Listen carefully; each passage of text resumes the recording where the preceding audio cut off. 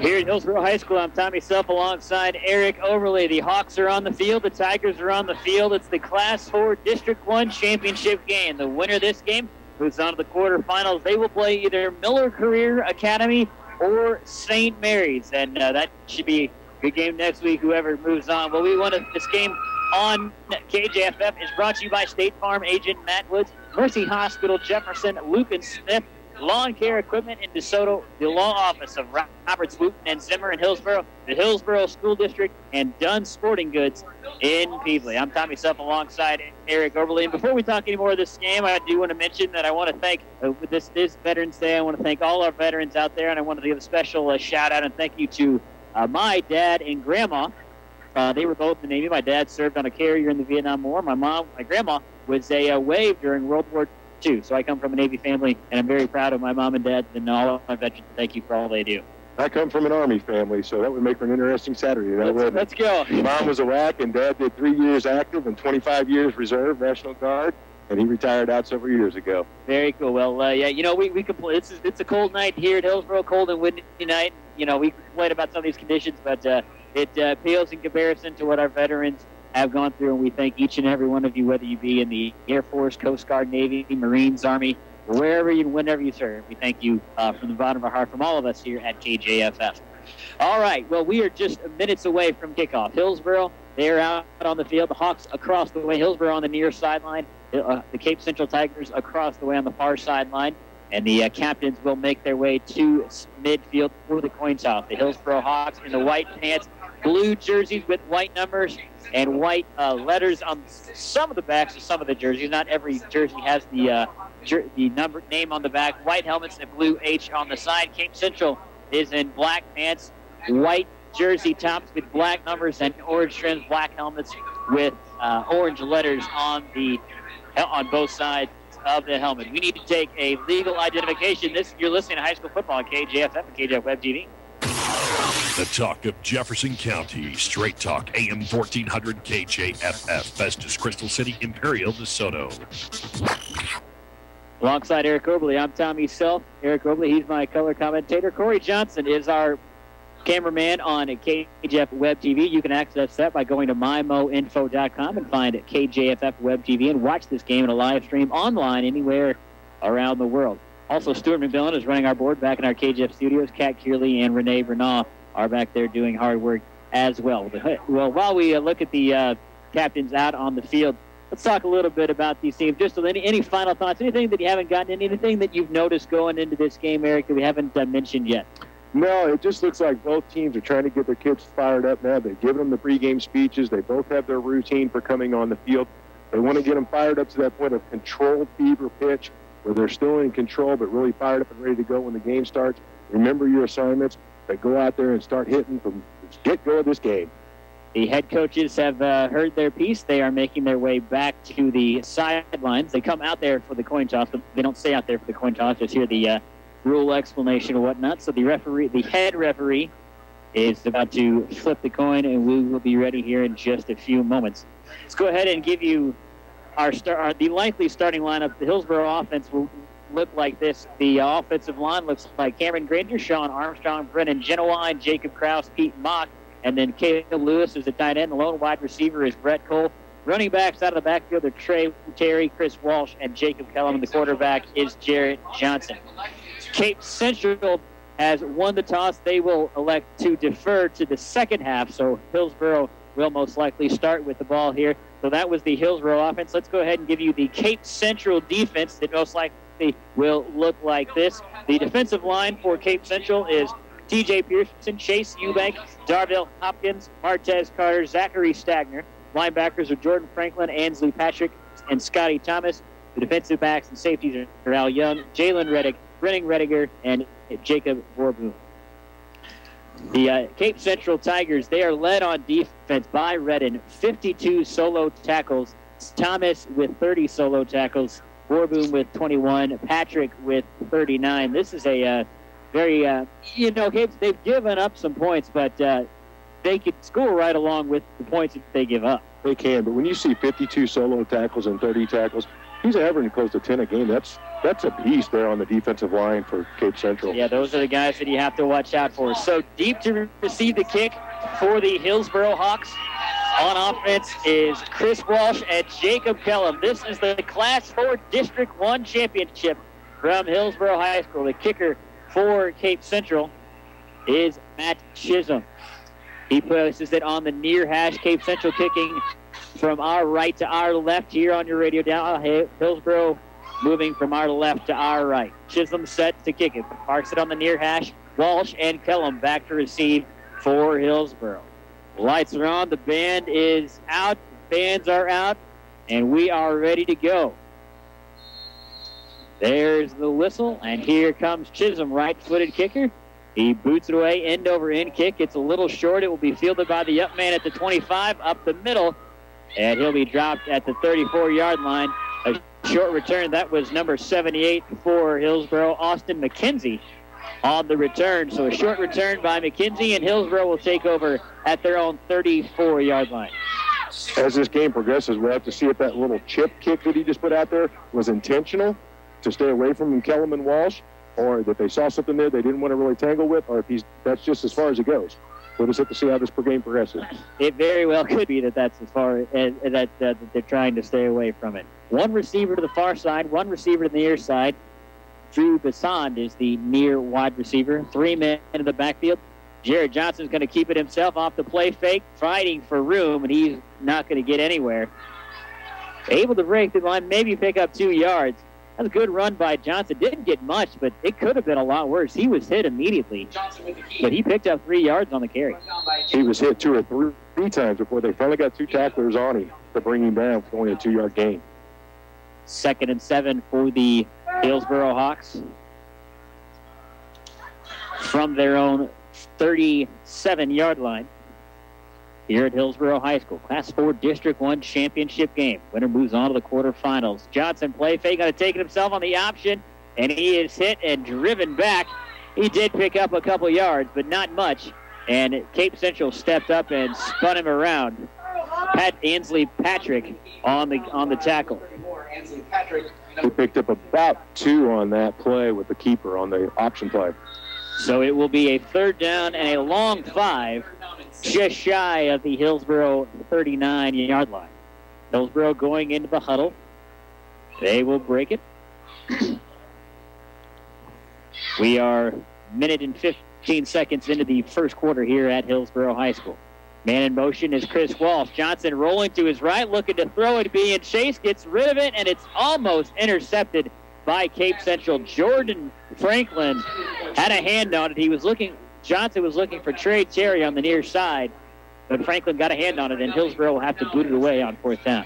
Hillsboro coming out passing on the first set of downs. That was fantastic coverage right there by Cape Central. A step behind, looking at the quarterback, looking at the receiver, stepped right in front and nearly picked that one off. Jalen Redden back to receive the punt for Cape Central. I believe Jacob Kellum is the punter for the Hillsboro Hawks. They put with the ball at the 39-yard line does Hillsboro. They go 3 and out. Kellum low end-over-end kick, takes a bounce. Redden will let it go by. Thought about picking it up, but he let it roll by. A good roll on the kick by Kellum. Rolls down to the Cape Central 14. Good roll on that kick by Hillsboro, and good switching the field position for the Hawks. Get him down in there deep. That was about a 45-yarder on the punt. The roll really helped. Looked like it was going to be a dangerous play. He wanted to field that ball and try to get something out of it, but he decided to let it roll on past. You know, special teams are something that is so often ignored or not thought about in high school football. But when you have 2 offenses like this, starting field position makes a big difference. It does. And 2 teams that are this closely matched, the special teams could be the difference in this game. So 1st and 10 Cape Central, 10:20 to go in the first quarter from their own 14. We'll give you their starting offense here in a minute. Handoff is up the middle with cuts to the right side, plenty of room to run. That's Mikey Jones, and a good carry by Mikey Jones. Here's the Cape Central offense, left to right across the offensive line. Zachary Stagner, Caleb Jones, Scotty Thomas, Lorenzen Brookins, and Martez Carter. Wide receivers are Alfonso Young, let's call him Al, Bailey Keller. Running backs are Brian Owens, Mikey Jones, and Chase Umack, and the quarterback is Dennis Vincent. We'll give you some of Cape Central's numbers here in a moment because they are staggering. Jones picks up the 1st down up to the 29-yard line. We're 2 minutes into the contest. Two receivers to the left. I formation. Handoff is to Jones. Cuts to the outside, and he's brought down. Good tackle and chased down from behind by Zach Hart. Defense for Hillsboro looks like this. Brian Ochoa, Chris Walsh, Brennan Genowan, and Michael Atkins across the front line. David Carter, Zach Hart, and Drew Carter, the linebackers. Joe Melton, Sam Mock, and Devin Liston are the defensive backs. Good hustle on the backside, pursuing that play and getting you from behind by the ankles to bring you down on that one. Same formation here for Cape Central. One, a very pro-style offense, I formation. Two receivers to the near side. Benson takes the snap, hands off to Mikey Jones, cuts to the outside, gets to the corner, and he is brought down and pushed backward. Drew Carter was the Hillsboro Hawk that got there first. Let's go ahead and give you some of these numbers for the Cape Central starting offense. Dennis Vitzen, the quarterback, has thrown for 1,426 yards and 16 touchdowns. Mikey Jones, 1,576 yards coming into this game. He was 11 yards shy of the school record in rushing, and he has picked that up on that first carry. So he is your Cape Central all-time leading rusher, at least for the season record holder. 19 yards on 3 carries. He's off to a strong start. 3rd down and 2 for the Cape Central Tigers. Vincent hands it off up the middle to Jones, and he's hit immediately and pushed backwards. Ryan Ochoa got there first. Good run-stuffing defense by the Hillsboro Hawks. The big man stayed with his assignment, shed that block, came through, put that shoulder pad right in his midsection, just drove him backwards on that play. Well, we talked a lot about Mikey Jones, and once that will bring up a 4th down for Cape Central. They will bring out the punt team. Well, before they do that, I want to mention Al Young, the leading receiver for Cape Central Tigers, came into this game a yard shy of 900 yards, and that is the school's record. So not only did they have a record-setting running back, but a record-setting receiver for the school. I mean, that's an offense. There's the punt. It is away. Short, wobbly kick, bounces at the 42, takes a good Cape Central bounce, and Hillsboro will let it roll, and Cape Central will down it at the Hillsboro 21-yard line. Well, quickly, 2 3-and-outs. Talked about how good both these offenses are, but so far, it's been the defense. Absolutely. And that defense wins championships. You've heard it in every sport forever. The defense wins championships. So far, the defenses have held tight on the first 2 drives. Nothing between the Hawks and the Cape Central Tigers. 7:44 left here in the first quarter. I'm Tommy Self alongside Eric Oberle. Hawks get the ball 1st and 10 from their own 21-yard line. And once again, good job by Cape Central to push Hillsboro back and give them poor starting field position. Handoff is up the middle to Terry. He dives forward, won't get much. And picked up a couple more than I realized. He took it up to the 25, so he had a 4 for Trey Terry. Trey Terry is a very unusual back. They run him up the middle. Usually those power backs that go up the middle, he stands very straight up and down when he runs. He's very easy to find when he's running the ball, but he makes it work. Gain of 4 brings up 2nd down and 6. 4-yard carry for Trey Terry. And the clock continues to roll with 7:15 and counting up in the first quarter. Still no score between Cape Central and Hillsboro. 2 receivers out, 3 men in the backfield. They send a man in motion. It's Kellum. Johnson going to fake the handoff, give it himself. Pitches it out to Kellum with plenty of room to run down the sideline. Breaks a tackle to the 40. He's out of bounds. A great run by Jacob Kellum on the option play by Jared Johnson. Broke a tackle, picks up the 1st down. Picked up about 15 on that play. Jacob Borboom came out for Cape Central and really got a hold of his shoulder pads to slow him down a little bit. Kellum stayed on his feet, shed that off to pick up an extra 5 yards on that run. That was a great tackle. Almost made. Great job by Kellum to shake the tackle. And a good decision made there by Jared Johnson to pitch it out to Kellum. They send a man in motion. It's Chris Walsh. Now they hand it off to Kellum up the middle, and there's nobody in front of him. Now it's just a track meet to the 10, to the 5. Touchdown, Hillsboro Hawks. From the 40-yard line, a 60-yard touchdown run by Jacob Kellum, and the Hillsboro Hawks have struck first. Jacob Kellum, we couldn't even tell who they handed the ball to. There was this massive humanity. Everybody's trying to figure out where the ball is. The next thing you know, Kellum just explodes past everybody. Then it's a track meet off. They were catching him, but they didn't have enough yardage, enough ground to catch up to him completely. Kellum outran him to the end zone. You have to stay in front of Jacob Kellum because you're not going to be able to catch him. Kellum does such a good job of hiding behind those big offensive linemen. And he just came out of nowhere on that one. Sansucci on for the extra point. And it's good, and Hillsboro takes a 7-0 lead. 6:48 left in the game. This is high school football on KJFF and KJF Web TV. Bag more ducks this year with heavy shot, heavy metal waterfowl loads from Dunn Sporting Goods. We've got everything you need to make it happen. Heavy shot, heavy metal waterfowl loads are the perfect blend of steel and heavy shot to create a shell that puts 20% more lethal pellets on target. And you can find all the shot sizes you were looking for at Dunn's. Heavy shot 3-inch shells are $225.99 per case, and 3.5-inch shells are $264.99 per case. Want one of the deadliest non-toxic waterfowl loads on the market? Dunn's now carries the new heavy shot Speedball 12-gauge ammunition. Speedball is heavy shot pellets and squared pellets, giving you more than twice the energy of steel loads with performance that surpasses heavy shot for a lot less.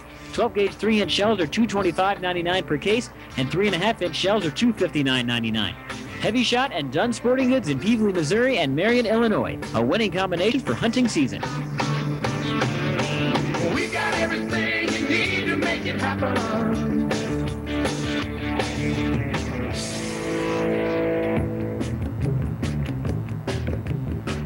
7-0 lead for Hillsboro as Jacob Killam runs it in from 60 yards out, and the Hawks will bring out the kickoff team, and Clayton Sansucci will boot it away. It's a short kick fielded over the shoulder by Cape Central.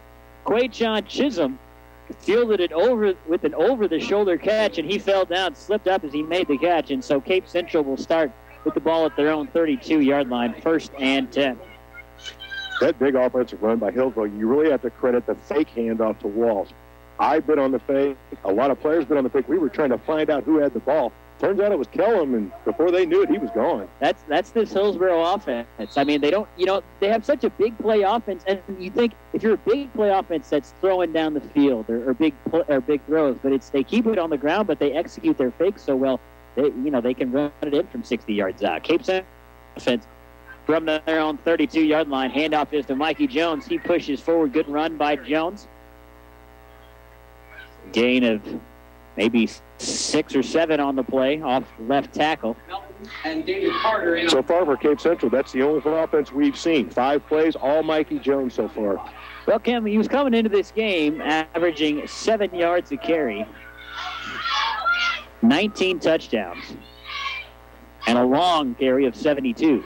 They hand it off to Jones again off left tackle, breaks through a Joel Melton tackle, and he's off to the races down the sideline, out of bounds into Cape Central territory at the 35-yard line. A big play by Mikey Jones. Picked up about 30 on that. He was very patient on that run. He let his offensive line get in front of him, get the initial block. He goes into the second line of defense, the linebackers and the cornerbacks, drops his shoulder and fakes to the inside and just bounced to the outside before anybody knew what had happened. 30 yards down the field for Mikey Jones. Cape Central into Hillsboro territory at the 35. Here's Jones again up the middle, cuts to the left side. Now he's down the sideline and off to the races at the 10, the 5, pushed out of bounds. A touchdown-saving tackle, Zach Hart, and also credit number 2, Seth Castleman, was able to push him out of bounds just shy of the end zone. A score update for you. St. Genevieve taking on Park Hills Central on J98, and that game is 14-0 lead for Park Hills Central. 7 minutes left in the first. And it's going to be there's a flag down on the play, and it's going to be holding on Cape Central. So take the great run by Mikey Jones and erase it. 2 30-plus yard runs, and they just erased the second one with a holding call. That play almost looked the same. Very patient, stayed behind his blockers, and then bang, to the outside, and away he goes. You can see why Mikey has the yardage he does. He's a talent. And a very patient run, too, and that's one of the first things I noticed is it took him a second for it to develop. He got through that past one block, got to a second. There was one more that needed to be made, put a hand out there, and just got to the outside, but negated by a holding penalty. So it will be 10 yards from the spot of the foul. It will bring up 1st and 5 for Cape Central from the 30-yard line. 5:58 left in the first quarter. 7-0 the lead for Hillsboro. Remember, holding is 10 yards from the spot of the foul. So 1st and 5, Cape Central from the Hawk 30. Vincent hands off to Jones again, running left side with room to run, and he's brought down, but I think he's going to pick up the first down. Ryan Ochoa on the tackle for Hillsboro. We'll see where they spot it. They needed to get to the 25, and they did. He got to the 23. First and 10. Came back with the exact same play that they just got the holding call on, with just a little bit of different show in the backfield. Right back to that left side. Cape Central's found something on that left side that they like. Receiver to the right side. I formation behind Vincent under center, tied into the right side. Here's a handoff to the fullback. This is Chase Eubank up the middle. Or maybe a gain of 3 on the play. Chase Eubank. Up to the 19. Gain of 4. 2nd and 6. First time we've called anybody but Mikey Jones. Exactly. Trying to have a little setup with something else there. Try to catch him off guard on that. Gain of 5. Cape Central runs a pro-style offense. 2 receivers, 1 tight end, and an I formation. Chase Eubank is the fullback. Mikey Jones is the running back. They give it to him here off left tackle. He is hit, breaks a tackle, gets brought down just shy of the end zone. David Carter was able to chase him down and bring him down from behind. He broke a tackle to get through the hole, and that's going to pick up a first down. It'll be first down and goal for the Tigers. He had 1 guy hanging on him and 2 players in front of him. He was driving the pile backwards. Next thing you know, he just dropped everybody on the field and took off. The handoff to Jones, and he is in. Touchdown, Mikey Jones from 3 yards out, and Cape Central gets on the board, and we are an extra point away from tying it up. 4:52 left here in the first quarter. That was a very nice drive by Cape Central. They had the 1 holding call, which negated it. They overcame that and just kept driving with Mikey Jones all the way to the end zone. They took their big horse and rode him all the way in. So Matt Chisholm will come on to attempt the extra point for Cape Central. The snap is back, and there is a flag on the play. They blow it dead, so if they're blowing it dead, it's most likely on the offense, a dead ball foul. Offsides on Hillsboro. So that is going to be half the distance to the goal, and we will try the extra point again. Half the distance to the goal. And now it looks like Cape Central is going to try to go for 2, because there are a couple players running off the field. So it looks like with the penalty, Cape Central is going to look like they're going to go for 2. It's an unusual call. It's only a 1.5 yard difference, but maybe they feel they can do something here. So same formation here, I formation, tied in the right, 2 receivers to that side. Vincent hands it off to Jones, up the middle, pushing, and he's in, and the 2-point conversion is good. There's why you do it. Cape Central goes up with the 2-point conversion, 8-7. This is playoff football on KJFF and KJF Web TV. It's Chrysler 2013 Big Finish here at Lucas Smith Chrysler Center. Hi, this is Brad Smith, and we're moving out the remaining 2013 inventory. We have the new Chrysler 200s with $4,000 rebate or 0 for 72.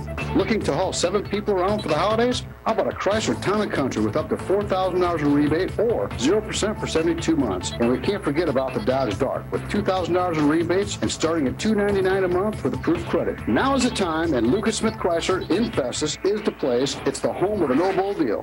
Real service with a real person. You get that and affordable rates from State Farm. Don't trust just anyone to insure your car. Trust good neighbor State Farm agent Matt Woods in Hillsboro. Cut rate car insurance may sound great, but are you really getting the protection and service you need? With State Farm, you get an agent you can depend on and an insurance company you can trust. For real service from a real person, see State Farm agent Matt Woods in Hillsboro or call 636-789-3532. Kicking off for Cape Central, it is another short kick, and it will be fielded by David Carter. Return for Hillsboro is up to the 37-yard line, and Hillsboro will start at their own 37. Well, you know, it makes sense if you're Cape Central. You get the penalty. You just punch it in from 3 yards out on the play before to get the touchdown. You come out to attempt the extra point. Why not go for 2? Oh, yeah, I'll give you that 1-point lead. With the way Mikey Jones was running the ball on that second drive of the game, I probably would have tried it from 3 out. He has shown he is. I'm a little surprised they didn't. I would have. So first and 10, Hillsboro from the 43-yard line. They're going to have to respot the ball because it was actually rolling away.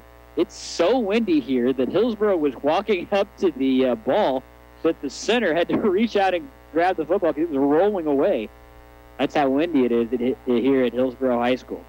Hillsboro should have jumped up there and tried the old fumble Rooski play. Yeah, the old guard snap play. Yeah. You just get on it real quick. Maybe the ref won't notice. Give you an extra yard. 1st and 10 here, Hillsboro from the 38. 4:48 left in the first quarter. 8-7 lead for Cape Central. Run the option. Johnson got to take it himself, spinning around, and he is hit and driven back, and he won't pick up anything. Cape Central says they came away with the football, but they will rule him down. Cape Central for Hillsboro got a young quarterback. Jared Johnson, just a sophomore. Are you a little surprised by how much they run the option with him? They have a lot of confidence. He is a very good athlete. That play, that was Jacob Barblum did a great job of getting out and taking away all of his options on that play. They had 2 players out there to shut it down. He didn't have a lot to work with on that one. I'm not surprised. He's a very composed young man. Gain of a yard on the play, and it's 2nd and 9. Hillsboro after an official timeout. Not sure what that official timeout was about there. 4:12 left in the first quarter. 8-7 lead for Cape Central. 3 men in the backfield, 1 tight end, 1 receiver to the far side. They snap it back. It's going to be a handoff to Walsh running left side. He'll pick up maybe 3 on the play up to the 43. Chris Walsh with a good pickup. That's his first carry of the game. He just got in there and just drove everything backwards 3 yards on that one. Well, a quick score update for you. The winner of this game will get either Miller Career or St. Mary's. That is the other, that's the district game on the bottom of this bracket, bottom of this quarterfinal bracket, and right now St. Mary's leads 7-0. St. Mary's is the team that knocked out Hillsboro in the quarterfinals last year. They went on to take 2nd in the state, didn't they, last year, and 3rd? That's a good question that I do not know the answer to.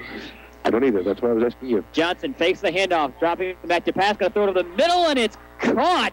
What a catch by Jacob Kellum. Had to go up and get it. Had to just in his hands. Good strong hands. Went up.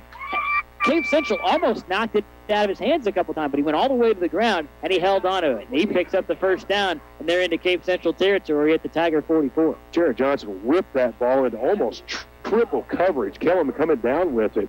One of the receivers got a hold, or one of the defensive ends got a hold of his arm, and he still came down with a great catch. You talk about confidence of Johnson to put it up there, because Kellum is not an abnormally large guy. He is a running back. They're going to fake the handoff to him. Johnson dropping back to pass over the left side. It's Walsh, and he's got room to run over the middle. They're going to chase him down at the 5. Touchdown, Chris Walsh from the 44-yard line. Another touchdown for the Hillsboro Hawks. This time it's Chris Walsh, and they go back on top here in the first quarter, but there is a flag down on the play. I think it's going to be a hold against Cape Central. I saw somebody grab Walsh just as he was clearing the secondary to get open on that pass pattern. Holding on Cape Central, so the touchdown is good. Hillsboro goes up 13-8 with the extra points upcoming. Walsh turned to that corner, exploded past the defensive secondary, and when that player saw he was beat, he tried to grab Chris Walsh to slow him down. It actually worked Hillsboro's benefit because the ball was a little bit underthrown, and slowing Walsh down actually made the reception possible. Next thing you know, Walsh is off to the races. So after Cape Central went for 2, Hillsboro will go for 2 here. Johnson's going to take it himself, hit in the backfield, still going, dives in, and they're going to say that he did not make it in. So the 2-point conversion is no good. It's 13-8, Hillsboro with 2:46 left. You listen to high school playoff football on KJFF and KJF Web TV. Lawn Care Equipment in DeSoto is the only place you need to go for all your chainsaw needs. They're your full-line steel dealer. So if you need a new saw, accessories, or repairs to any brand, think Lawn Care Equipment. They also make custom chains for any size bar while you wait. And new 14-inch chains start at $9.99. Plus, they offer the only automated chainsaw sharpener in Jefferson County. So yes, get it razor sharp while you wait for only $5. Don't let a dull, broken chainsaw chain hold you back. See Lawn Care Equipment, Highway 21, north of DeSoto. Roberts, Wooten, and Zimmer of Hillsboro is your regional law firm, offering help with many diverse areas of the law. Roberts, Wooten, and Zimmer is a full-service law firm and practice with expert, experienced lawyers. When legal representation is a must, you need a law firm that you can trust. So turn to the professionals at Roberts, Wooten, and Zimmer on Highway 21 in Hillsboro. Call 636-797-2693. For more information, log on to robertswootenZimmer.com. 2:46 left in the first quarter. 13-8 the lead for Hillsboro after the long touchdown pass to Chris Walsh. 2-point conversion was no good, and Hillsboro is set to kick it off. Clayton Sansucci on to boot it away. I believe that's Mikey Jones back to receive the kick for Cape Central. It's a low liner. It is dropped at the 25, and it's loose. Now Cape Central picks it up and going to return it up the middle. They chase him to the right side, and he is brought down. That is number 7, Bailey Keller, on the return for Cape Central. Ball went right by him, but he went back to pick it up. So Cape Central will go on offense. 2:39 left in the first quarter, and Eric, I already have the feeling that whoever scores last in this game is going to win. Oh, my. We've had 5 offensive drives, 3 of them resulting in touchdowns. 2 long plays, 1 pass play, 1 running play by Hillsboro, and then the pound, 30-yard run, drive it in from 3 yards out by Cape Central. Wow. It's playoff football, man. It's great. First and 10 Tigers from their own 15-yard line. 2 receivers to the left side, I formation. Vincent dropping back to pass, and the play is blown dead by the near line judge through the flag. Come over and tell the head referee it's a dead ball foul. Illegal procedure on Cape Central, so that will back them up 5 yards to their own 10-yard line, and that'll make it 2nd and 15 Cape Central. 2:37 remains here in the first quarter. We talked about this. You cannot have these mistakes. You can't let the other team, you can't hand it to them. You have to make them earn it. And in that case, they're up to 15 yards in penalty so far, and they negated a 33-yard run also with a hold. Same formation here for Cape Central. 2 receivers to the near side. Benson under center. Got to hand it off to Jones off left tackle. Cuts through. Good stop there by the linebacker for Hillsboro. But Mikey Jones did pick up a good maybe 5 yards, maybe 4 yards on the play. Not a gain of 3, and it's 2nd and 12. 2:18 and counting. The defensive tackle for Hillsboro got into the backfield about a yard to get a hit on Mikey Jones, just enough to slow him down, and the linebacker could come in and finish him off with only about a 3 or 4 yard gain. So 2nd and 12, Cape Central. Receivers to the right side now. Jones is the lone man in the backfield. No, they did have an I formation. Handoff is to Jones to the outside. Gets to the corner. Drew Carter on the stop. There's a flag on the play. At least a 3-yard pickup for Mikey Jones. It's going to be a holding on Cape Central. So the good run is no good. He had a very good run. He got hit twice before 2 players could get in there, and they just took away a good 4 or 5 yard carry point. That's 25 yards in penalties already in this first quarter. I don't believe that was Mikey Jones on the carry, but I missed who it was. I think it was Brian Owens. I think it was 21, Brian Owens. Well, that would make sense. He is Owens is the 2nd leading rusher on the team with 814 yards coming into this game and 7 touchdowns. And his first time he gets to touch the ball, he gets wiped out by a penalty. That's 2 good runs by Cape Central now, so that backs them up to their own about 7-yard line. So 2nd and long. Here, Vincent got to throw it in the flat, and he hits the man to the left side. He shakes the tackler, and he's off the races down the sideline, still going. He is pushed out of bounds. And a good catch and run after the catch. That is Alfonso Young. And the first down is completed by Cape Central. That's the first non-running play we've seen in the game for Cape Central. It works to perfection. He threw to his favorite target. Hillsboro had him in front to keep him from the first down. He did a great move to the inside and then back out after catching the ball to get that yardage. Young, Cape Central's leading receiver with 900 yards coming into this game, and that's the school record for a season. There's a run up the middle. Dive forward for maybe 5 yards. Missed who that was. Was that the fullback or was that Mikey Jones? That was Brayon Owens on the carry for Cape Central, so a gain of 4 for the Cape Central Tigers with 1:25 left in the first quarter. Yeah, Brayon Owens is the man in the backfield. Mikey Jones is out of the game, not on the field. Vincent under center. They hand it off to Owens up the middle, running forward through a hole, breaks the tackle, still going, and they catch up to him. And he is into Hillsboro territory at the 47-yard line of Hillsboro.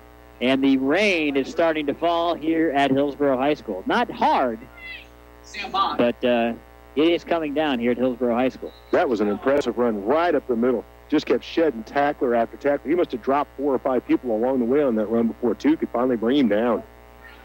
So Cape Central into Hillsboro territory at the 47, under a minute to play in the first quarter. Vincent hands it off up in the middle. I believe that's Owens, dives forward to the 43. Good carry by Brayon Owens. Owens with the carry, brought down on the play by... Gain of 5 on the play at 2nd and 5. Started out as the Mikey Jones show on offense for Cape Central. It seems to have switched to Brayon Owens in the second drive, third drive. To the 42 of Hillsboro. Owens still in there. 2 receivers to the near side. Al Young and Quaychon Chisholm. High formation here again for Hillsboro. It's Owens again up the middle, bounces to the outside, stiff arm. Now he's brought down, and I think he might lose a yard. Couldn't quite get to the outside. Put 2 stiff arms out there, and a nice tackle by David Carter. Hillsboro just kept running wave after wave, each person staying in their lane to prevent him from getting outside and turning that corner so they could finally get enough numbers at him to bring him down. That's the end of the first quarter. 13-8 the lead for Hillsboro after 1. More high school football after this on playoff football on KJFF and KJF Web TV. Bag more ducks this year with heavy shot, heavy metal waterfowl loads from Dunn Sporting Goods. We've got everything you need to make it happen. Heavy shot, heavy metal waterfowl loads are the perfect blend of steel and heavy shot to create a shell that puts 20% more lethal pellets on target. And you can find all the shot sizes you were looking for at Dunn's. Heavy shot 3-inch shells are $225.99 per case, and 3.5-inch shells are $264.99 per case. Want one of the deadliest non-toxic waterfowl loads on the market? Dunn's now carries the new heavy shot Speedball 12-gauge ammunition. Speedball is heavy shot pellets and squared pellets, giving you more than twice the energy of steel loads with performance that surpasses heavy shot for a lot less. 12-gauge 3-inch shells are $225.99 per case, and 3.5-inch shells are $259.99. Heavy Shot and Dunn Sporting Goods in Peevely, Missouri and Marion, Illinois. A winning combination for hunting season. We got everything you need to make it happen.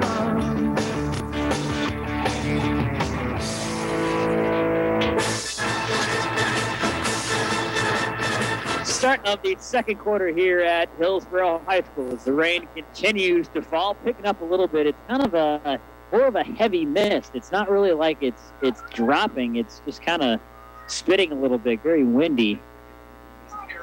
It is 3rd down, 6 to go here for Cape Central, moving from our left to our right. Cape Central looking to throw it. Vincent rolling to his left. Now he's being chased. Escapes one, and now he's brought down, and he is sacked by Hillsboro, and that is number 30, Drew Carter. So a big loss of about 10 on the play for Cape Central on the sack by Drew Carter. Give a lot of credit to the Hillsboro secondary on that. They had every single receiver downfield double covered, and one of them just triple covered. There was no place for him to go, and he had all kinds of time back there.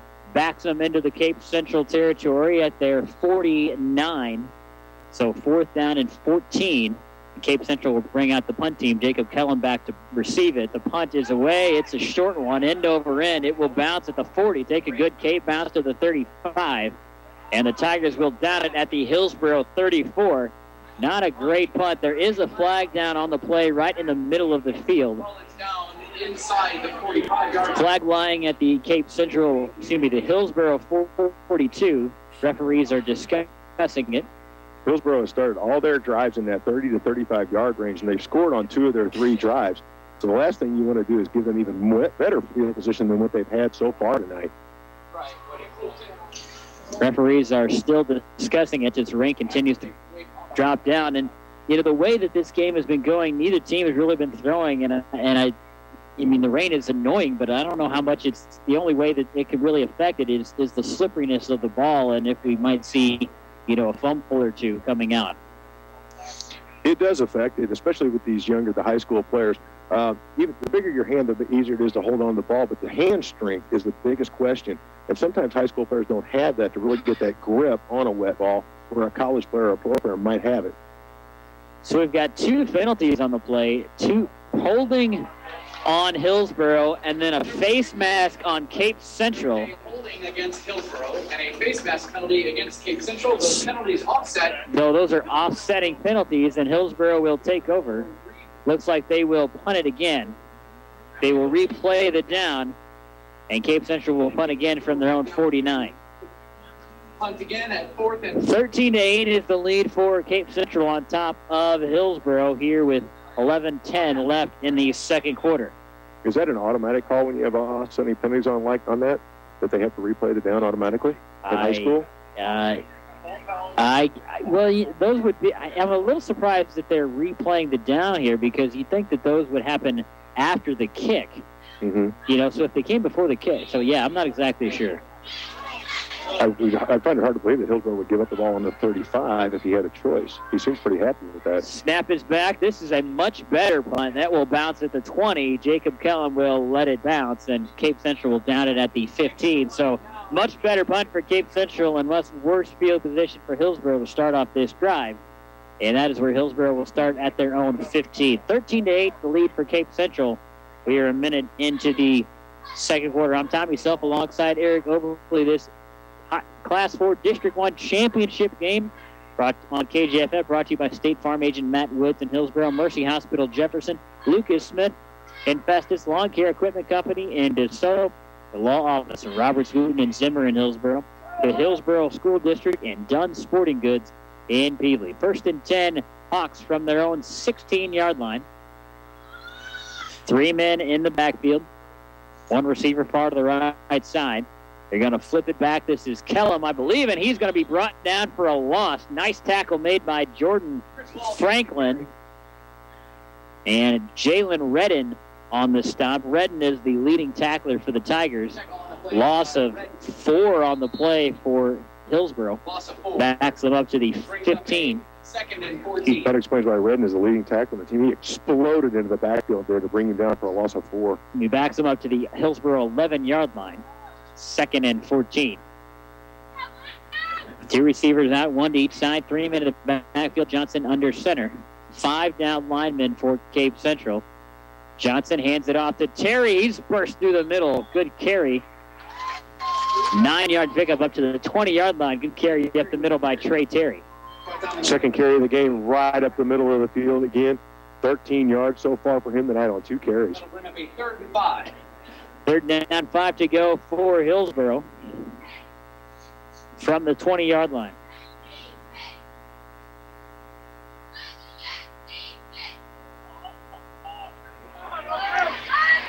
Rain continuing to drop here. 9:41 left in the first quarter. 1 receiver to the near side, 3 receivers out. 3 men in the backfield. It's a sweep to Kellum around the far side, and he's going to pick up the first down. He's past the 25 up to the 28, it looks like, and Kellum with a good carry, and I think he picked up the first down. We've seen that play several times this year. He comes in motion, and they hand it to him on a quick, and he just shoots around that corner. Before they know what happened, he's got 6-7 yards on him. But not before the first down. So Kellum picks up the first down, and Hillsboro moves the chains. I've not mentioned this crowd yet, but they have shown up, and they are out here in force. Good crowd. Not completely packed. There are a couple of empty seats, so if you're in the area, come on out. Rain's not too bad. Handoff up the middle. This is Kellum again. That's Walsh, and he picks up a first down. A good 11-yard carry by Chris Walsh. He bursts through the middle, and he picks up the first down. Second carry of the night. That's the way you do it. You explode through that middle. Carries a tackler with him. 12 yards. 15 yards on 2 carries for Walsh so far. Well, with both of these offenses, it may be a situation tonight where your best defense is going to be a good offense, because both these offenses are hard to stop. So if you're Hillsboro, I would, keep doing that. Just chew up some yardage and hold on to the ball as long as possible. It could be not only a field possession game, but also a time of possession game. Absolutely. And the way these teams do it, should just be something to get you 3 or 4 yards, and the play may be only designed for a 3 or 4 yard carry. These teams can both turn it into a long carry. We get a timeout called by Hillsboro. They take the timeout with 8:49 left. 13-8 is the lead. We'll be back in a minute. You're listening to high school football on KJFF and KJF Web TV. Lawn Care Equipment in DeSoto is the only place you need to go for all your chainsaw needs. They're your full-line steel dealer. So if you need a new saw, accessories, or repairs to any brand, think Lawn Care Equipment. They also make custom chains for any size bar while you wait. And new 14-inch chains start at $9.99. Plus, they offer the only automated chainsaw sharpener in Jefferson County. So yes, get it razor sharp while you wait for only $5. Don't let a dull, broken chainsaw chain hold you back. See Lawn Care Equipment, Highway 21, north of DeSoto. Roberts, Wooten, and Zimmer of Hillsboro is of the law. Roberts, Wooten, and Zimmer is a full-service law firm and practice with expert, experienced lawyers. When legal representation is a must, you need a law firm that you can trust. So turn to the professionals at Roberts, Wooten, and Zimmer on Highway 21 in Hillsboro. Call 636-797-2693. For more information, log on to robertswootenzimmer.com. Here at Hillsboro High School, Tommy Self alongside Eric Overley. The handoff for Hillsboro is around the right side. I believe that's Jacob Killam. He picks up a good 5 yards. Hillsboro leads at 13-8. 8:37 remaining here in the first half. A little better job by Cape Central looking for that quick hit for Kellum going around the outside on the right. They got 2 or 3 guys up there that just limit him to 5. I'm sure Hillsboro will take 5 yards to carry. 5-yard pickup. The referee blows the whistle and waves his arm. Looks like there's a Hillsboro player in the Hillsboro huddle. It's something wrong. It's Jacob Kellum. Probably the blood coming off the field. It could be.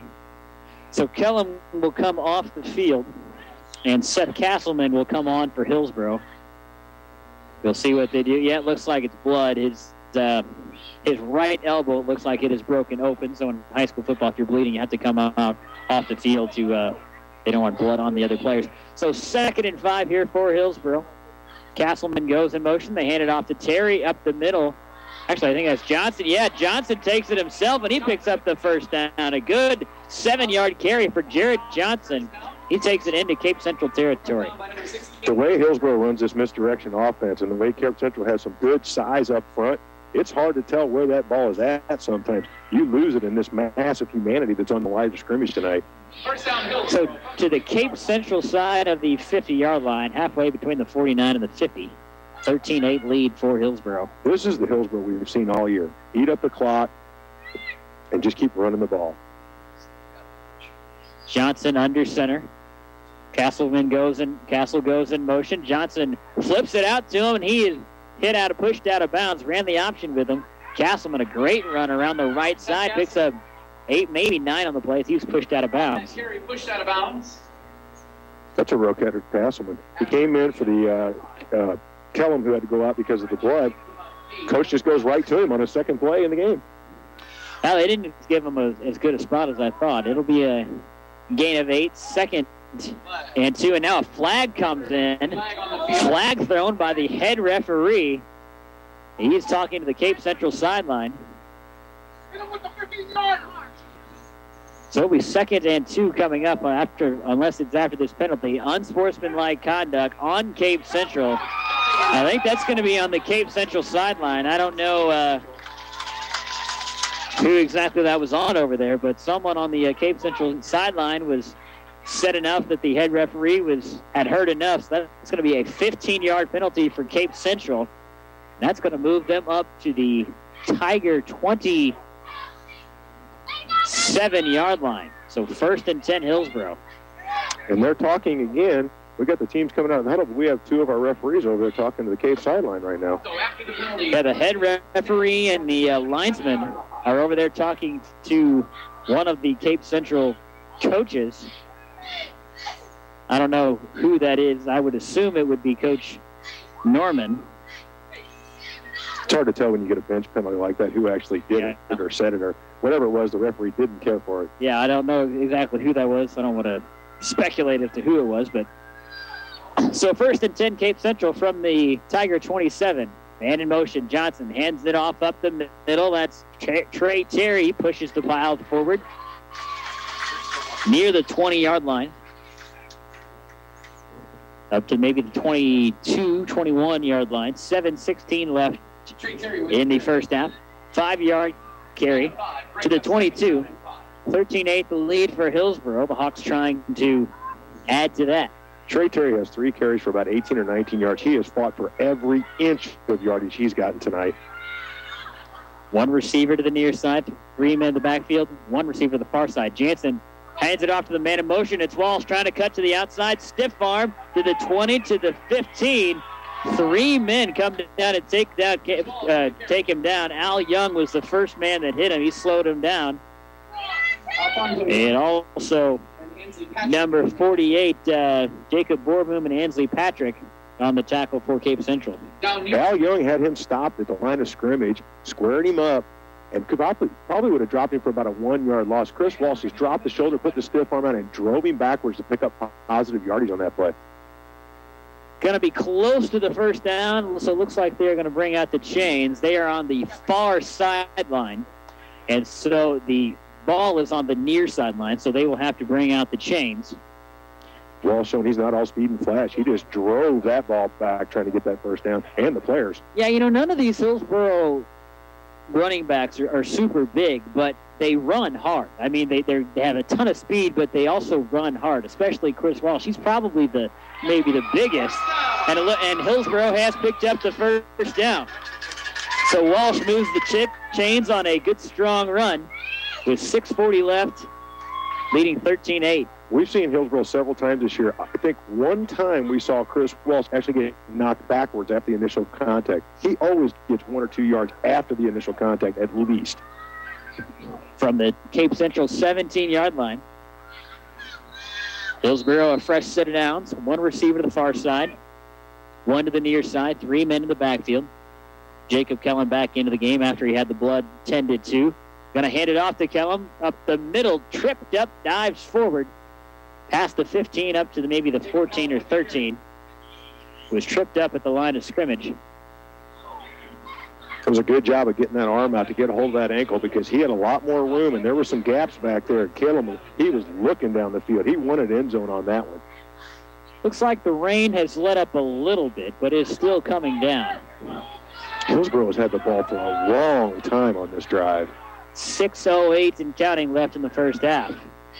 Up 13-8. Johnson hands it off up the middle. Kellum, flag on the play. Still going. He's pushed back. That's actually Terry, not Kellum. Trey Terry on the carry. Flag thrown by the head referee. Illegal shift on Hillsboro, so that will negate the good run and back up Hillsboro. That is a penalty that we've seen a few times on Hillsboro, and I think that's more of an indication of this misdirection offense and the way they run it. But sometimes they do get caught with that illegal shift. Yeah, you can't be moving forward at the snap, and so I kind of think that's probably what that was. They have a lot of motion and a lot of things going on, and they have been caught with that guy going towards the line of scrimmage several times this year. So 2nd and 12 Hillsboro from the Cape Central 19. 5:50 and counting left in the first half, and Hillsboro has had this ball a long time. Have they had it for the entire second quarter? I think Cape Central started the quarter with it, but ever since then, it's been Hillsboro. Johnson dropping back to pass, thrown over the middle, and it's incomplete. He had it. He was looking for Brett Cole. Looked like he was in his hands, but Al Young reached in there and knocked it out. And so an incompletion brings up 3rd down. Jared did a good job of getting that ball out in front of his receiver, and he had a step. But Al just exploded out, came from behind and knocked that ball loose. Well thrown, but better defended. So 3rd down and 12, stops the clock with 5:33. Johnson looking over towards the sideline for the play call. This drive is kind of slowed down here a little bit for Hillsboro. Moving the ball real well, but once they got that unsportsmanlike conduct penalty, they haven't been able to move it very well. 3rd and 12, Johnson under center. Chris Walsh goes in motion. They hand it off to Jacob Kellum, cuts back to the middle. Good carry, but he's going to be well short of the first down. So decision time for Hillsboro, 4th down and maybe 5 to go. Just shy of the 10-yard line. Looks like it's at the 12. And it looks like Hillsboro, the offense is still out on the field. You've got 5:07 and counting left in the first half. I wonder if maybe Hillsboro lets the clock run down here and then call a timeout. They're taking a long time. Johnson still looking towards the sideline. Brian Robbins, the head coach, has not made any motion, so it looks like Hillsboro will just let this play clock run down and call a timeout, and they will. So we will take a timeout as well. We'll be back in 1 minute. You're listening to Playoff High School Football on KJFF and KJF Web TV. This is Eddie Marino, Activities Director at Hillsboro High School. This evening, Hillsboro would like to wish good luck to both teams participating in the Class 4 District 1 Championship football game as the Hillsboro Hawks take on the Cape Central Tigers. We welcome Cape Central and their fans to Hillsboro and remind everyone that role models are more important than ever in today's society. We ask that everyone help serve as a positive role model at our events, whether home or away, and help in preserving these fine school traditions. Good luck this evening, and go Hawks. The doctor is in. Board-certified family practice physician Dr. Padmini Charles is now part of the Mercy Clinic. Dr. Charles belongs to a healthcare team that is thousands strong, linking you to experts everywhere you find Mercy. It is coordinated, responsible care that is all about you. For more information or to schedule an appointment with Dr. Charles, call 636-933-2900. Learn more about Mercy or find a Mercy Clinic physician at www.mercy.net. Back here myself alongside Eric Oberle. Corey Johnson is on our camera for KJF Web TV. Stuart McMillan running the board back at our KJF studios. Kat Kearley and Renee Berdal back there as well. 4:48 left in the first half. 13-8 the lead for Hillsboro. And they're looking at a 4th down and 6 to go at the Cape Central 13-yard line. Oh, and a penalty. They got 2 men moving on the play. It looks like number 79, Ryan Ochoa, he jumped the snap. So that's going to back Hillsboro up. That's going to make it a 4th and 11. And he knew it. He was very upset at himself. Yes, he was. Jared Johnson gave him the hard count. He drew some people offside. Unfortunately, it was his teammates. Yeah, good hard snap count. Just got his home players to jump. So it'll be 4th and a long 10, short 11. And Hillsboro will do it again. This time from the Cape Central 18. Johnson down to take it himself with room to run on the left side. Gets a block, cuts back to the 10. Still going to the 5, pushed out of bounds, but he has picked up the first down. What a run by Jarrett Johnson. Went up the middle, spun around, got to the outside, picked up a block, pushed forward and picked up the first down. Great run by Jarrett Johnson. Did a very nice job of getting to the inside of that block. So you get it back to the outside, broke 2 or 3 tackles on the spin move. Jarrett Johnson, and the sophomore quarterback, showing he had the weight room, and he is here to play tonight with a run like that. That's not a sophomore run. No, it is not. That is a very mature young man. He is very disciplined. His head is so screwed on straight as a sophomore. He's impressive. So Hillsboro to the 5-yard line of Cape Central. They toss the football out, dry it off.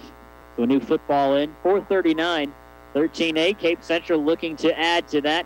Johnson takes it himself, flip it out to Castleman into the end zone, touchdown. All kinds of room to run for Castleman.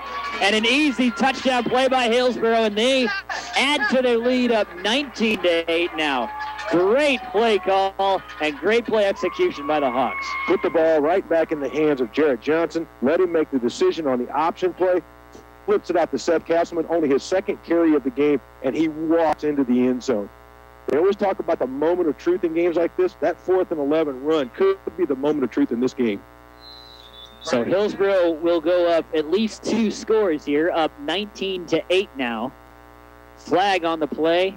Dead ball foul, illegal procedure on Hillsboro, so that will back them up 5 yards, and the kicker Clayton Sansucci will have to kick it a little bit further for the extra point. Hillsboro leading 19-8 now. This would make it 20-8 with 4:34 left in the first half.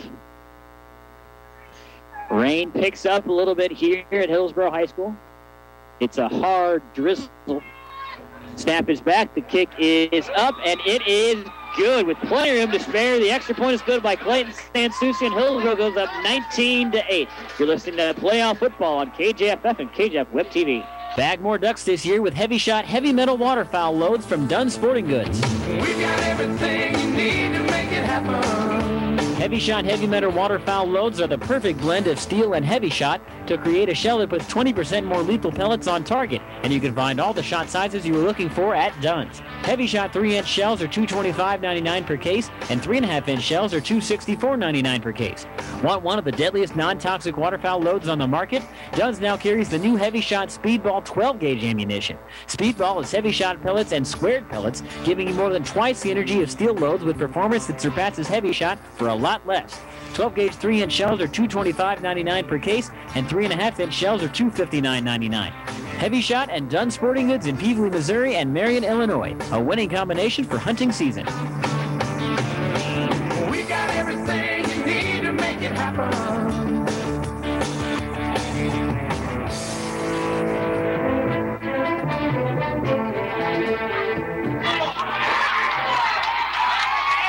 A onside kick by Hillsboro, and then they have executed it. And they recover, and Hillsboro will take over on the onside kick in Cape Central territory. Seth Castleman recovers it for the Hawks. You talk about a momentum swing after a big third down conversion, get a touchdown, and then you get the onside kick. Seth Castleman, he scores the touchdown. They surprise Cape Central with the onside kick in the wet conditions. It slid right out of the player's hand. Seth Castleman making another play and diving on that loose football. So first down, 1st and 10, Hillsboro Hawks. A quick score update for you from Park Hills Central High School. Central leads at 24-0 on top of the St. Genevieve Dragons. 20-8 the lead here for the Hillsboro Hawks on top of the Cape Central after recovering the onside kick. 1st and 10, Hillsboro from the 44. Man in motion is Kellum. They hand it to him. Off right tackle, breaks through the line, ball's on the ground, and Cape Central has recovered. So a big mistake there by Hillsboro. You talk about a wet, slippery ball. I think we see 2 plays back-to-back that slippery ball has come into play. This rain has really come into play here. We didn't see it initially, but now that ball's starting to get wet, it's getting slick. I'm sure the coaches at halftime are going to start talking to these kids about getting both arms on that ball. It's going to get worse as the night goes on. Well, you get a good momentum swing by Hillsboro, but they can't convert on the first play of the drive, so Cape Central will go on offense. 4:26 left in the first half, and Cape Central trails 20-8. Handoff up the middle, pushing the pile past the 40 to the 42. Good strong run. And I can't tell if that's Jones or Owens. He is not caught up. That is Mikey Jones. So good strong run by Mikey Jones up to the Cape Central 43. And that brings up second and 3. 7-yard run by Jones. We didn't see Mikey Jones for a long time there. I wonder if he was out getting an ankle taped up or something. He was off the field for a little while. I formation, 2 receivers to the right side. Flip it out to Jones. It's on the ground again. Still on the ground. They jump on it. And it looks like Cape Central has recovered. Ball comes loose on But, and that wasn't just a fumble. That was just a bad, Vincent, he flipped it out to Jones, and it just went right off of his pads. Never got it. It didn't look like he was ready for it. No, it didn't. It looked like they had called his number. I don't know if they thought they were going to be up back. There was some sort of a miscommunication. It just didn't look like a slick ball. It looked like some sort of a mistake there. Yeah, it did. It definitely looked like Jones was not ready for that snap. So loss of maybe a yard on the play. 3rd and 11 for Cape Central. 3:12 and counting left in the first half. Vincent under center, dropping back, looking to throw it. Now he's being chased, has to escape. Plenty of time. Now he throws it deep down the field, and it is caught by number 1, Al Young. Still going, breaks the tackle, 10-5, touchdown. Cape Central puts a man in the end zone. A long run and a long pass from Vincent, and Cape Central gets back on the board. Now 20-14 with the extra points upcoming. Dennis Vincent showing us he's got a 40-yard arm. Hillsboro had very good coverage, and 2 receivers were in that area. They had 3 men deep. One of the players slipped on the cut move deep into the field. Al brings it down. Al Young brings it down, turns around and looks, and then just beat everybody to the corner of the end zone. So Cape Central will go for 2 again, trailing 20-14. They went for 2 and converted on their first touchdown after a Hillsboro penalty. So they're just going to straight go for it here. High formation, handed off to Jones up the middle, easily into the end zone. Touchdown, 2-point conversion is good. 20-16 now as we go. 2:54 left in the first half. You're listening to high school playoff football on KJFF and KJF Web TV. It's Chrysler 2013 Big Finish here at Lucas Smith Chrysler Center. Hi, this is Brad Smith, and we're moving out the remaining 2013 inventory. We have the new Chrysler 200s with $4,000 rebate or 0 for 72. Looking to haul 7 people around for the holidays? How about a Chrysler Town & Country with up to $4,000 in rebate or 0% for 72 months? And we can't forget about the Dodge Dart with $2,000 in rebates and starting at $299 a month with approved credit. Now is the time, and Lucas Smith Chrysler in Festus is the place. It's the home with a no-bull deal. Real service with a real person. You get that and affordable rates from State Farm. Don't trust just anyone to insure your car. Trust good neighbor State Farm agent Matt Woods in Hillsboro. Cut rate car insurance may sound great, but are you really getting the protection and service you need? With State Farm, you get an agent you can depend on and an insurance company you can trust. For real service from a real person, see State Farm agent Matt Woods in Hillsboro or call 636-789-3532. KJFF Festus, Crystal City, Imperial, DeSoto. Short kick by Cape Central. It is returned by Ryan Ochoa, the up man. Pretty good return up to the 35.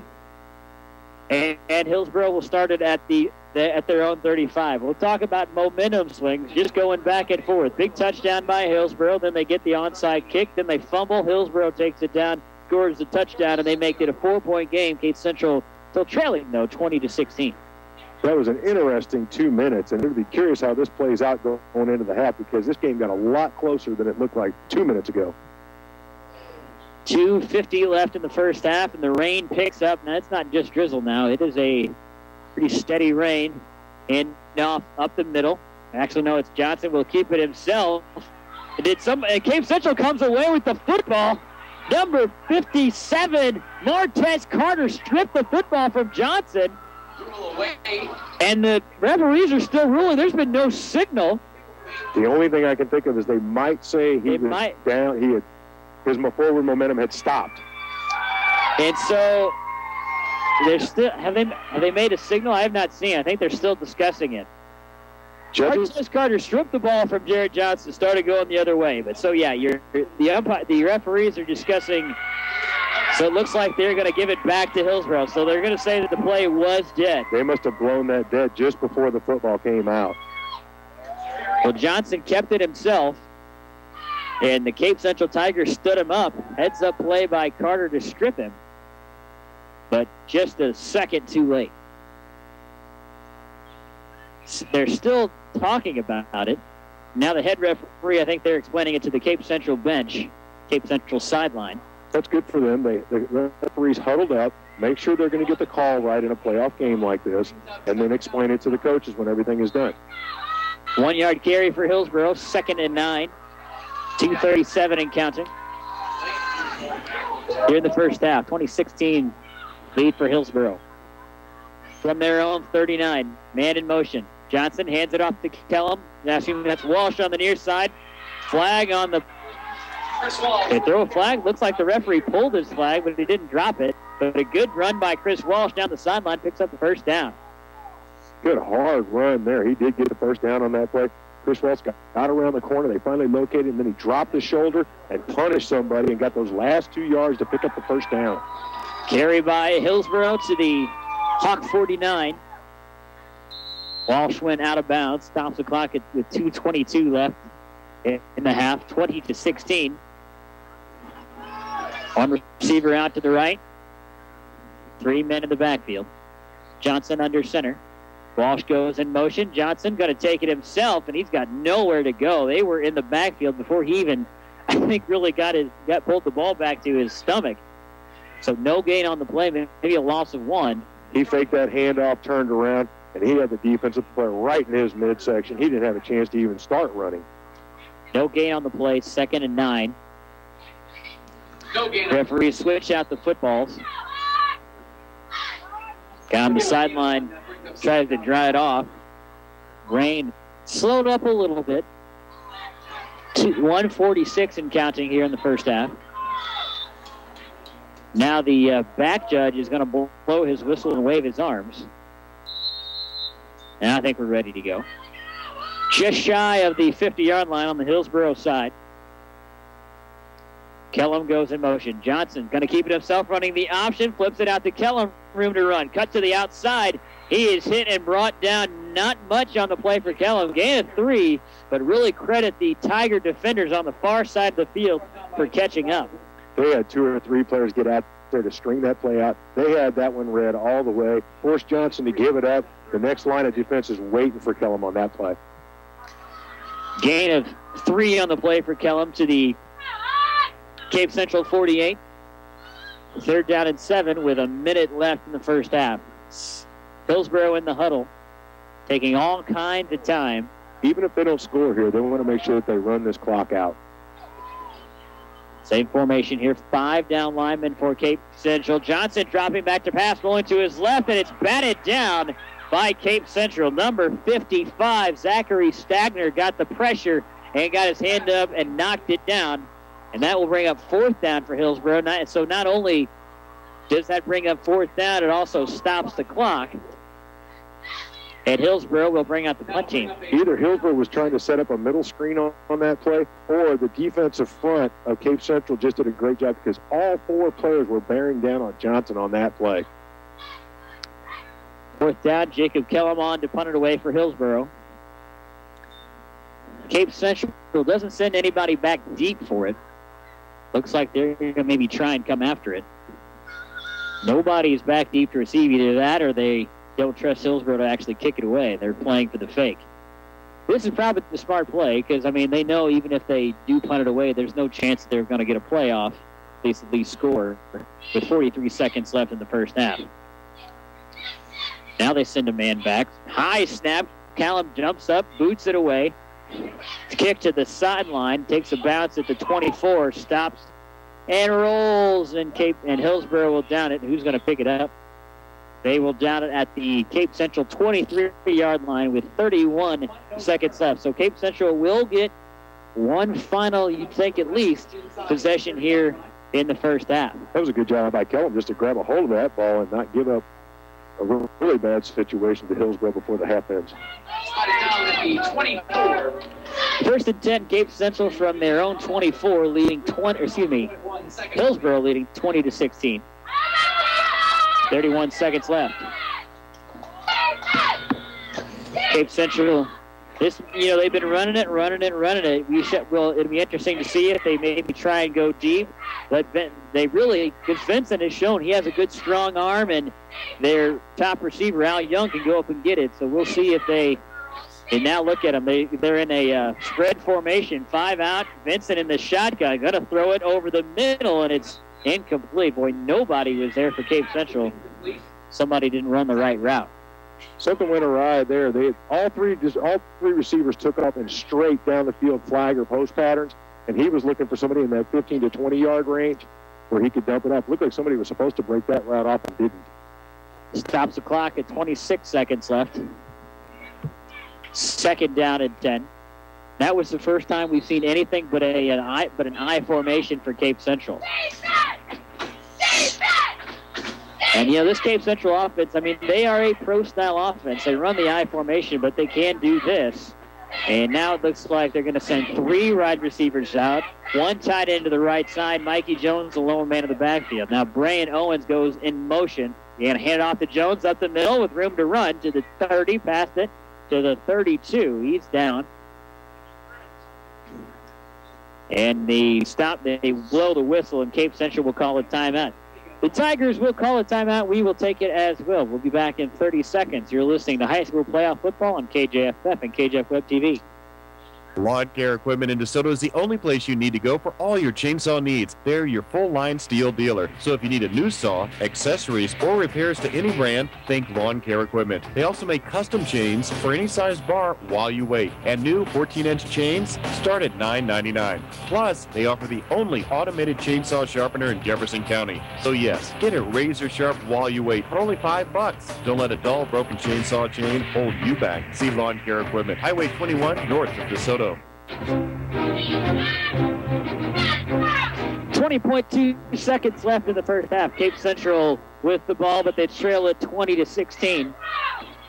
The Hillsboro fans trying to make some noise, clapping, stomping, trying to get a little encouragement to their defense. Cape Central with the ball, 3rd down and 4 from their own 30. Shotgun formation. Vincent going to throw it in the flat to Young across the middle. Again, he's got plenty of room to run off to the races. Down the sideline to the 50. They're the far sideline. Will they catch him to the 30? Pushed out. He tripped up. I don't know if they got a hand on him, but Young tripped up. A big pass and run by Al Young. And I don't know, did they tackle him or did he just slip up? No, it looked to me like somebody had a beat on him. Number 2 Seth Cashman had a beat on him back in the defensive 30. He tried to cut back to the inside, and when he did, he slipped at a 50-yard run, a 50-yard catch and go on that one. 7 seconds left, and Cape Central is within striking distance at the 15 of Hillsboro. Now they go back in the I formation. Vincent under center, handoff to Jones up the middle, tackled from behind, and a time. I think they're going to try and call a timeout. They're going to grant. No time is left on the clock. But Hillsboro setting up the field. Referees are still talking here. Hillsboro's acting like the half is over. They might want to.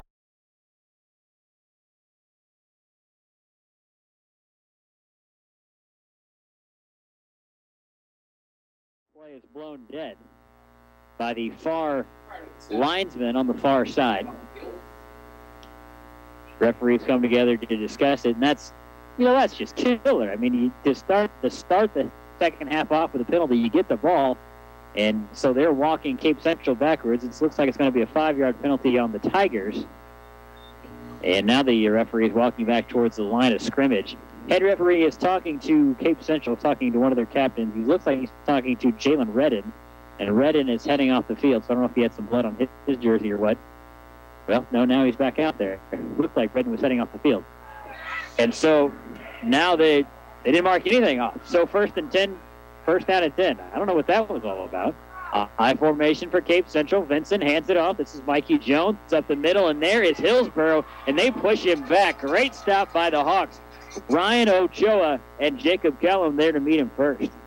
When a team did what Cape Central did, and they took that momentum back away from offensively and punched those points in the way they did, it's very important. A quality team like Hillsboro, their defense has got to come out and make a really big play here and make a stand and put the ball back in the hands of the offense right on the get-go here. Jones was still able to get 3 yards out of it.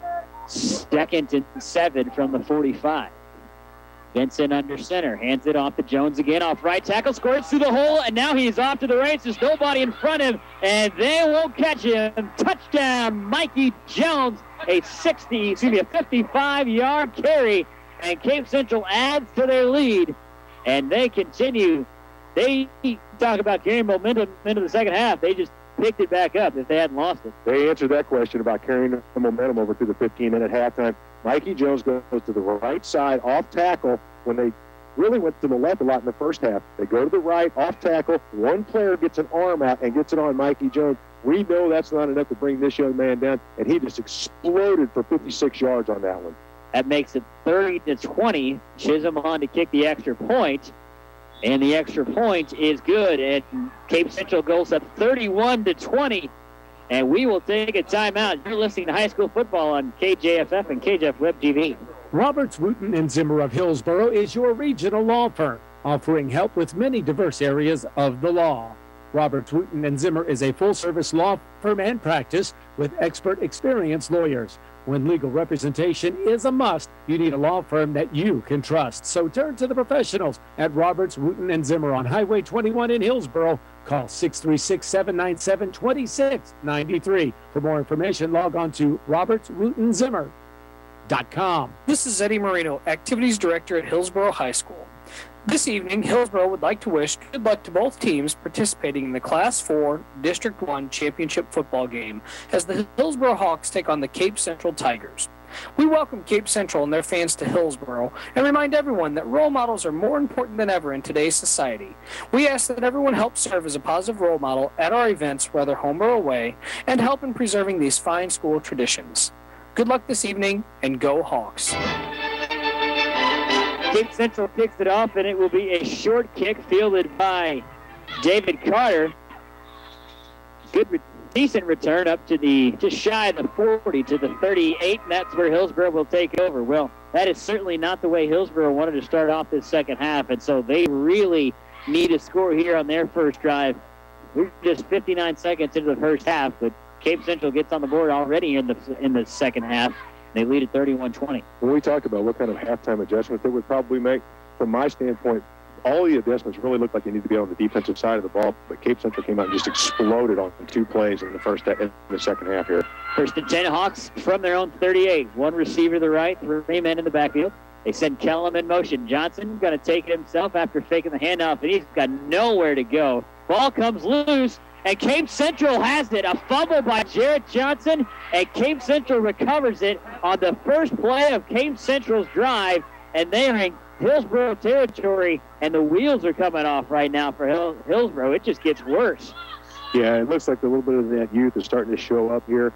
The momentum really has swung heavily in the last 7 minutes of this game, combined from the first and second half.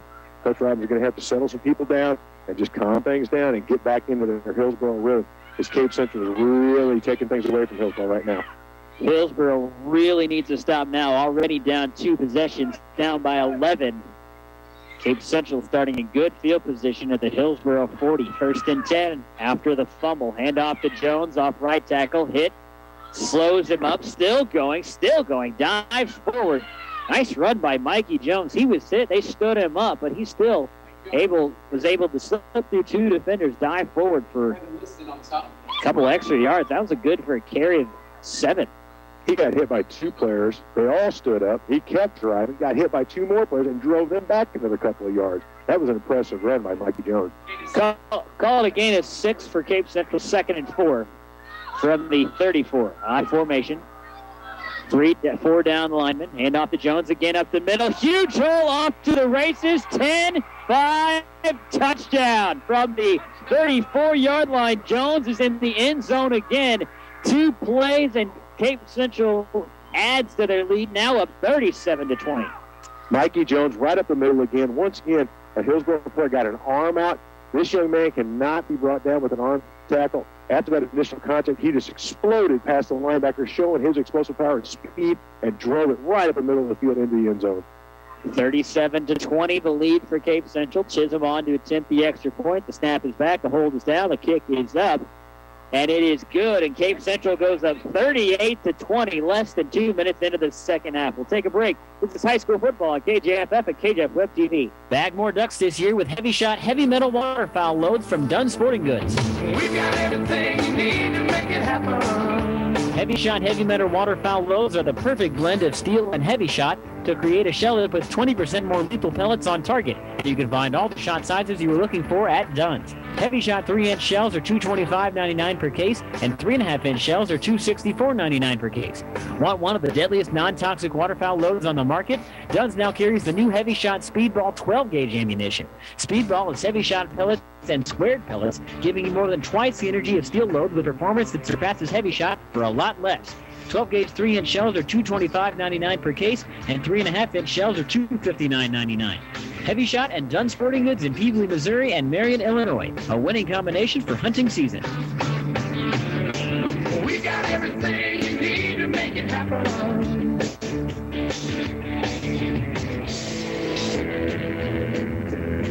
Just away from jumps on it, and no return for Hillsboro, and Jake Caleb did all he could just to keep it in Hillsboro possession. So Hillsboro will start at their own 10. And it just gets worse for Hillsboro. 2 back-to-back scores, and you get no return. Almost cough it up on the kickoff return. And so Hillsboro will start with poor field position at their own 10. They really need something to go right for them right now. They do. Hillsboro, the best thing in the world that could happen to them right here is put together one of their long, sustained drives where they drive the ball and power it forward and just keep the offense on the field for a little while. Keep Mikey Jones on the sideline, because right now in the second half, Mikey Jones, 4 carries, 99 yards, 2 touchdowns. That explains where he got those stats from this year. Hillsboro down by 3 scores, 38-20. 2 touchdowns by Cape Central already in this second half. It's not even 2 minutes old. Johnson hands it off up the middle to Kellum, dives forward to the 15. Good pickup by Kellum. And that's what's going to keep you put together a long drive. And, you know, if you're Hillsboro right now, you kind of got slapped around there for a second. I mean, they're probably shell-shocked right now, but you have to remember there is still tons of time. I mean, the second half just started. They did, and we've seen this Hillsboro offense just explode with points. They can do the same thing that Cape Central did. Right now, they just need to calm things down. 2nd and 5 from the 15. Johnson under center. Hands it off up the middle to Kellum, that's Walsh, pushing to the 19. Good 4-yard pickup by Chris Walsh. That'll bring up 3rd down and 1. 24-8, Central on top of St. Genevieve with 6 minutes left. That is on our sister station, J98.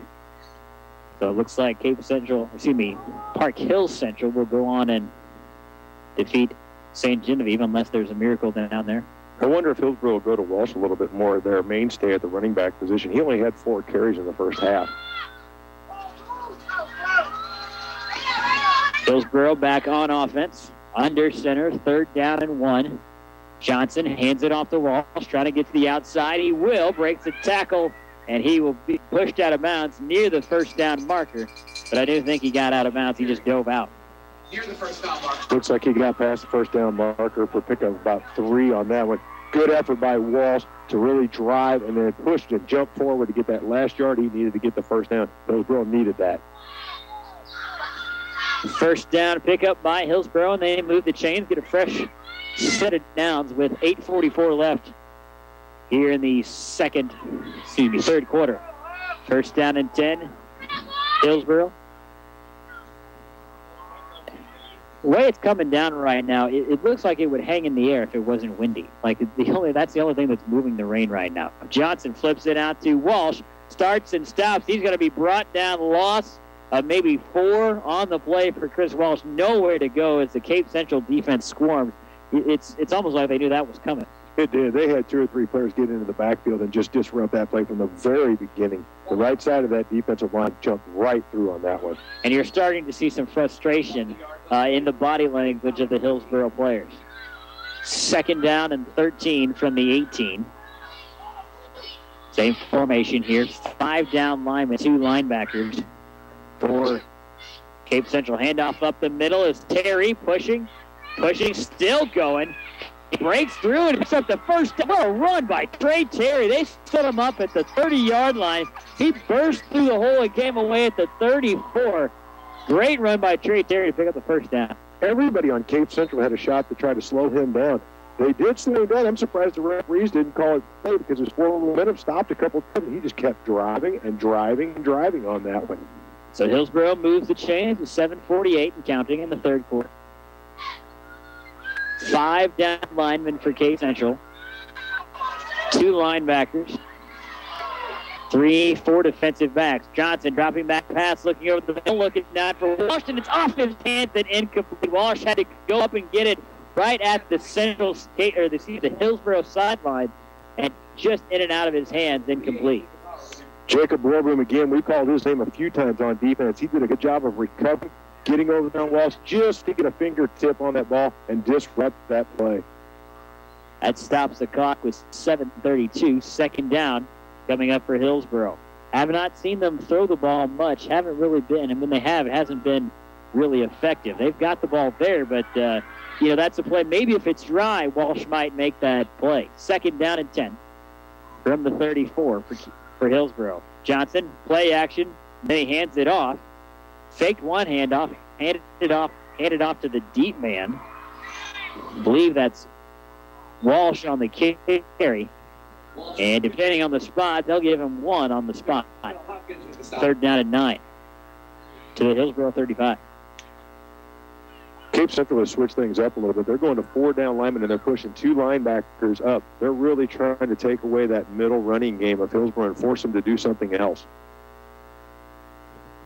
3rd down and 9. Yeah, they've been running it up the middle, and that's probably what that pass play was all about because it hasn't been working up the middle. Brett Gold is the lone receiver on the near sideline. They've only thrown it to him once. It was in and out of his hands.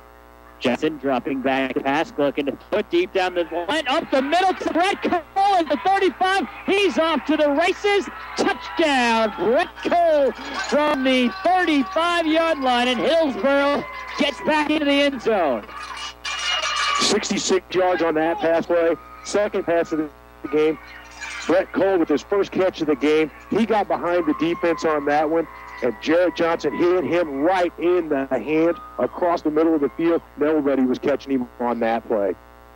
Does that count as calling that? I mean, I'm just saying. Careful, you're going to break your arm patting yourself on the back. Hillsboro will attempt the extra point. Kellum, the holder. Sansucci, the kicker, and it's right into the line of scrimmage. Never got it up in the air. Extra point is no good. 38-26 the lead for Cape Central. 6:36 left in the third quarter. You're listening to high school football on KJFF and KJF Web TV. The doctor is in. Board-certified family practice physician Dr. Padmini Charles is now a part of the Mercy Clinic. Dr. Charles belongs to a healthcare team that is thousands strong, linking you to experts everywhere you find Mercy. It is coordinated, responsible care that is all about you. For more information or to schedule an appointment with Dr. Charles, call 636-933-2900. Learn more about Mercy or find a Mercy Clinic physician at www.mercy.net. It's Chrysler 2013 Big Finish here at Lucas Smith Chrysler Center. Hi, this is Brad Smith, and we're moving out the remaining 2013 inventory. We have the new Chrysler 200s with $4,000 rebate or 0 for 72. Looking to haul 7 people around for the holidays? How about a Chrysler Town & Country with up to $4,000 in rebate or 0% for 72 months? And we can't forget about the Dodge Dart with $2,000 in rebates and starting at $299 a month with approved credit. Now is the time, and Lucas Smith Chrysler in Festus is the place. It's the home of the no bull deal.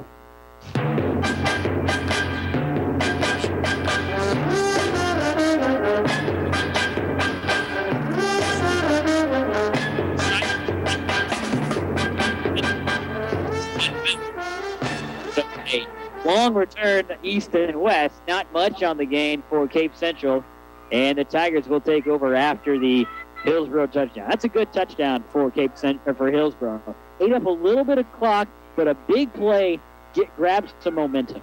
Hillsboro went back to what they do best. Run the ball, run to set up the pass. And they did it perfectly on that drive. And they really needed that right there because it really looked like the wheels were starting to come off a little bit for them. This puts them right back to where they needed to be.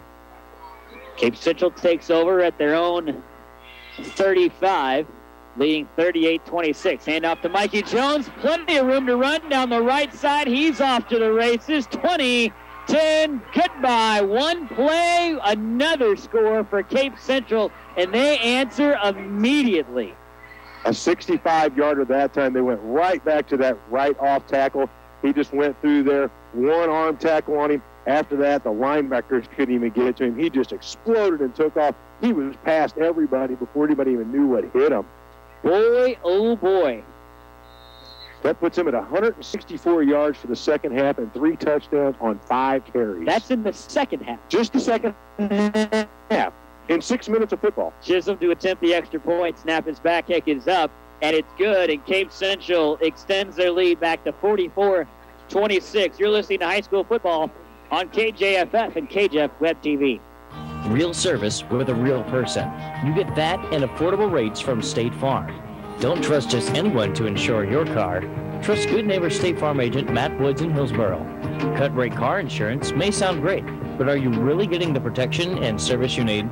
With State Farm, you get an agent you can depend on and an insurance company you can trust. For real service from a real person, see State Farm agent Matt Woods in Hillsboro or call 636-789-3532. Lawn Care Equipment in DeSoto is the only place you need to go for all your chainsaw needs. They're your full-line steel dealer. So if you need a new saw, accessories, or repairs to any brand, think Lawn Care Equipment. They also make custom chains for any size bar while you wait. And new 14-inch chains start at $9.99. Plus, they offer the only automated chainsaw sharpener in Jefferson County. So yes, get it razor sharp while you wait for only $5. Don't let a dull, broken chainsaw chain hold you back. See Lawn Care Equipment, Highway 21 north of DeSoto.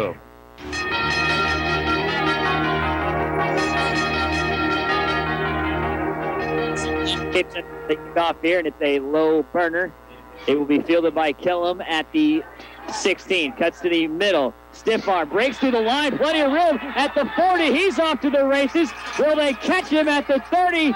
Chasing him down at the 10. He's caught down and brought down by number 16, Jordan Franklin. Caught him down from behind after a huge run by Jacob Kellum. Woo, boy. Jacob Kellum, he was their go-to guy in the first half. He's showing he's not done yet. He came out of the pack on that one and took it downfield. A good 60, 65-yard return. Just got caught on the 9-yard line. Wow, great return by Jacob Kellum, trying to get Hillsboro back in this game, but the Hawks trail at 45-26. This is like one of the Tyson Holyfield fights. One guy gets hit, the other guy just hits him right back. It's incredible. Johnson under center. Hillsboro with the ball first and goal at the 10. Johnson going to take it himself, running through the left hole. Now he's pushed backwards. I thought that was a very confusing looking play. He actually ended up handing that off. Gave it to Walsh, had nowhere to go.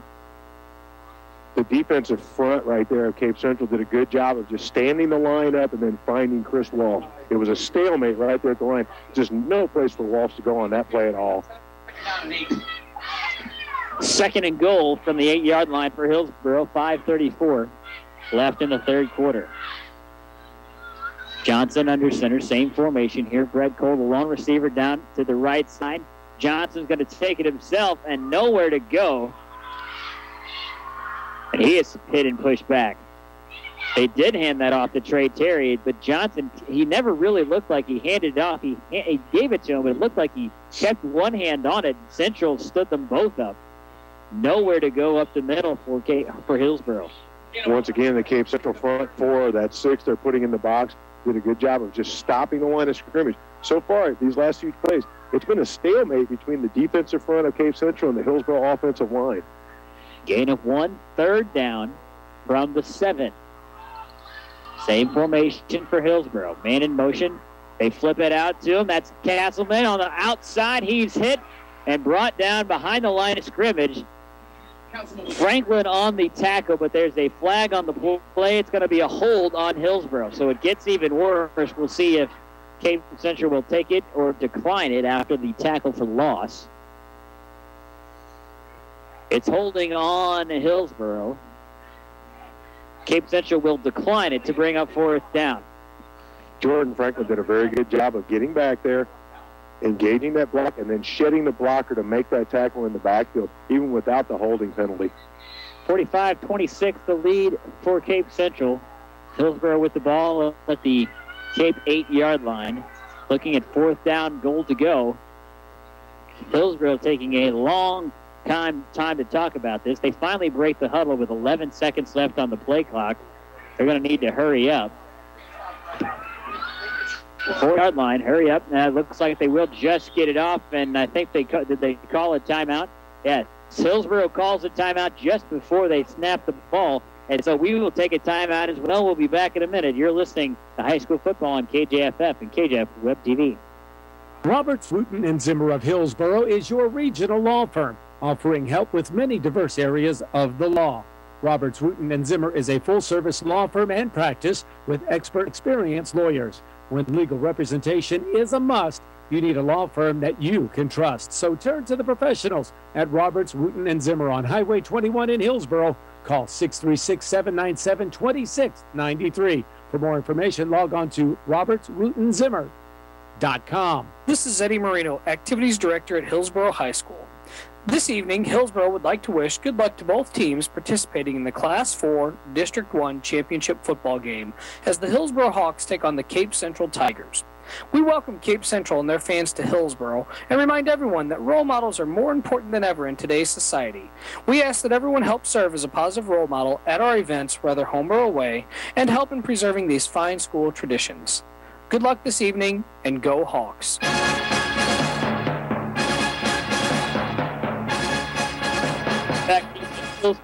Pumped up alongside Eric Overly. Fourth down, goal to go for Hillsboro from the 8-yard line. Johnson looking to throw it over the middle, and it's incomplete over the head of Jacob Kellum. Kellum wanted an interference, not going to get it, and Cape Central holds on fourth down. And the Tigers will take over on downs deep in their own territory at the 8. with 4:05 left in the third quarter. I think the referees looked at that play and just thought it was an uncatchable ball. There might have been a little bit of a hole back there or something, but I don't think they felt he could have got that ball either way. Interesting to see Hillsboro going with the pass there because, passing down there, Hillsboro doesn't throw the ball a lot. And passing in that situation is so hard because there's not a lot of room. You can't get down the field and get open. You have to, it's crossing routes, and it gets tangled up, and that's kind of what happened there. So Cape Central takes over on downs. They hand it off. Believe this is Mikey Jones, and he's going to be hit, brought down. Not much on the play. That was Jones on the carry. Gain of 1, 2nd and 9 from the 8-yard line, their own 8. Hillsboro could really use a defensive stop. This would be the time where the Hawks would love to get a turnover and get a big momentum swing because they are trailing 45-26. Cape Central's only run 6 plays in this entire half and scored 21 points. That's efficient. Very. So now they've got a ton of field to kill the clock. You hand off to Mikey Jones, and he is off to the races again. Breaks through the right side. Will someone catch him at the 40? Melton is behind him, chasing him down, reaches out, brings him down just shy of the goal line. Give credit to Joe Melton. Chased him down from behind and brought him down at the 1-yard line. After an 89-yard run, it looked like Mikey Jones was going to do it again. Joe Melton showed he's got the wheels, tracking down all the way from the other side of the field to bring him down in the corner right by the flag. And he is gassed right now. Joe Melton is. And, Joe Melton, that was the earlier we had a game on KGFF against DeSoto. Melton was the player that was taken off because of concussion. He was taken off in an ambulance, taken off with a concussion, at least concussion-like symptoms. Good to see him back out there and making a play. It does, and he made a very good play. He came from all the way on the opposite side of the field in the pursuit to track him down. Joe Melton really showed he's got some wheels on that play. All of these big runs by Mikey Jones here in the second half have been almost the exact same play, just kind of a run off right tackle, and they open up a huge hole. And nobody's really been in the secondary for Hillsboro. All they can really do is get an arm on him, and he just blows past the linebackers like they're not even there. They don't even have a chance to get a play on him. He's already passed them. So 1st and goal from the 2-yard line. 2:56 left. Cape Central trying to add to their 45-26 lead. Jones up the middle. No, excuse me, that's Owens. Owens up the middle. Touchdown. Easy carry for Brayan Owens. He punches it in from 2 yards out, and Cape Central adds to the lead of 51-26 with the extra point upcoming. Mikey Jones is probably built. I'm sure they're pulling out the oxygen tank. He has run a ton in the second half. And impressive runs at that. Chisholm on to kick the extra point. Long snap count. Snap is back, hold is down, kick is up. A little low, but it sneaks through, and it's a 52-26 lead for Cape Central. We'll take a timeout to listen to high school football on KJFF and KJF Web TV. The doctor is in. Board-certified family practice physician Dr. Padmini Charles is now part of the Mercy Clinic. Dr. Charles belongs to a healthcare team that is thousands strong, linking you to experts everywhere you find Mercy. It is coordinated, responsible care that is all about you. For more information or to schedule an appointment with Dr. Charles, call 636-933-2900. Learn more about Mercy or find a Mercy Clinic physician at www.mercy.net. It's Chrysler 2013 Big Finish here at Lucas Smith Chrysler Center. Hi, this is Brad Smith, and we're moving out the remaining 2013 inventory. We have the new Chrysler 200s with $4,000 rebate or 0 for 72. Looking to haul 7 people around for the holidays? How about a Chrysler Town & Country with up to $4,000 in rebate or 0% for 72 months? And we can't forget about the Dodge Dart with $2,000 in rebates and starting at $299 a month with approved credit. Now is the time, and Lucas Smith Chrysler in Festus is the place. It's the home of the no bull deal.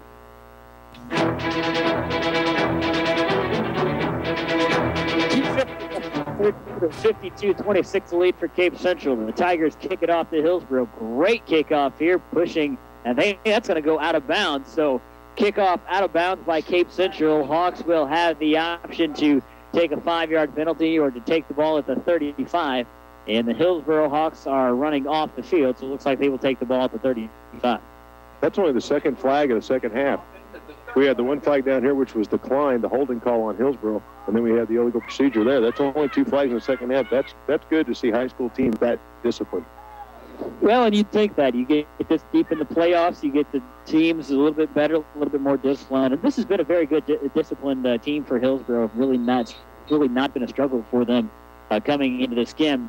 Hawks take over at their own 35-yard line, but trailing 52-26, 2:50 left in the third quarter. Johnson under center. Walsh goes in motion. Johnson hands it off to Terry up the middle, dances to the 40, brought down at the 42. Nice run by Trey Terry. Up the middle. Gain of 7 on the play, 2nd and 3.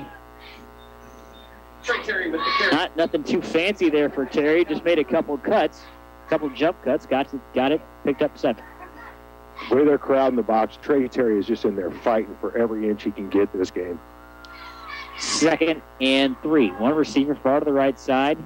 Handoff goes up the middle, and that's Trey Terry down the sideline, cuts back to the middle to the 30, and he's brought down. Nice carry by Trey Terry. 2 guys on the tackle for the Hillsboro Hawks, number 34, Ansley Patrick, and number 48, Jacob Borboom. Trey Terry responded with his own right-off tackle play, got out past the linebackers and took off. Good pursuit by Cape Central coming from the middle of the field to prevent 6 on that play. Trey Terry showing he's got some fight left in him. Deep into Cape Central territory at the Tiger 20, 1st and 10. Hillsboro Hawks. Johnson under center. Walsh goes in motion. Johnson's going to take it himself, and he is brought down in the backfield. Big tackle for loss there. Couldn't quite hold on to his block. Number 44 for Hillsboro, Caleb Lewis had a guy blocked. There's a flag down on the play. Yeah, going to be holding on Hillsboro. Looked like somebody got a hold of the jersey there, possibly on trying to get that block for Johnson. Missed who made the tackle there for Cape Central. Head referee talking to the Cape Central Tiger defense. So it will be 10 yards from the spot of the foul. So it was a couple-yard loss on the play. I don't know if Hillsboro realized there was a flag on the play, but they broke the huddle and they were heading to the ball. And the referee picks it up and starts walking backwards. So a 10-yard penalty from the spot of the foul marks them back to the Cape Central 33. So it would have been a 2-yard loss. They basically tacked on that, turned into a 12-yard loss with the penalty, too. Net loss of 13 yards. And it's 2nd and very long. Johnson hands it off up the middle. Nowhere to go as the defense stands him up. That was Terry, but nowhere to go. Excuse me, that was Walsh. Nowhere to go for Chris Walsh up the middle. Cape Central has plugged the middle of the line of scrimmage. They really have. They're throwing 4 down linemen in, and they're moving 2 linebackers up there. They've done a good job of shutting down their right side of the line. So one really big run has come from their left side when Trey Terry broke it out to the right off their tackle. 65 seconds left here in the third quarter. 2nd and long for Hillsboro. Johnson dropping back, going to throw it, pulls it down. Now he's going to run, and he's tackled from behind and brought down. Tackle made for Cape Central by number 57, Martez Carter. He chased Johnson down, able to keep him from escaping, because if he had, might have been able to have a touchdown. There was not much between Johnson and the goal line, but Carter wraps him up. Jared Johnson was looking for Brett Cole going down the right sideline all the way there. They had coverage underneath on him. He couldn't see Brett Cole. They had a good job on the defensive secondary there. Hillsboro will have to have time for one final play. 25 seconds on the game clock, 7 on the play clock. Hawks need to hurry with 4 left. Johnson under center. Man in motion is Castleman. Johnson dropping back to pass. Looking deep, throwing it down the sideline for Castleman, and it's almost intercepted by Cape Central. Jordan Franklin had an easy pick, but it went off his left hand, stops the clock with 10.7 seconds left in the quarter. Seth Castleman, he kind of fell down on that play, but as he did, he got his hand out and kind of bumped the defensive player on that play. Probably saved the 6 on that play by falling down, really.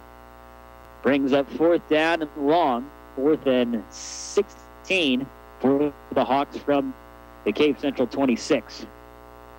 Long huddle for Hillsboro. We've seen this every once in a while. They take a lot of time getting out of the huddle. They break it with 10 seconds left, so they really need to hurry with 5 left on the play clock.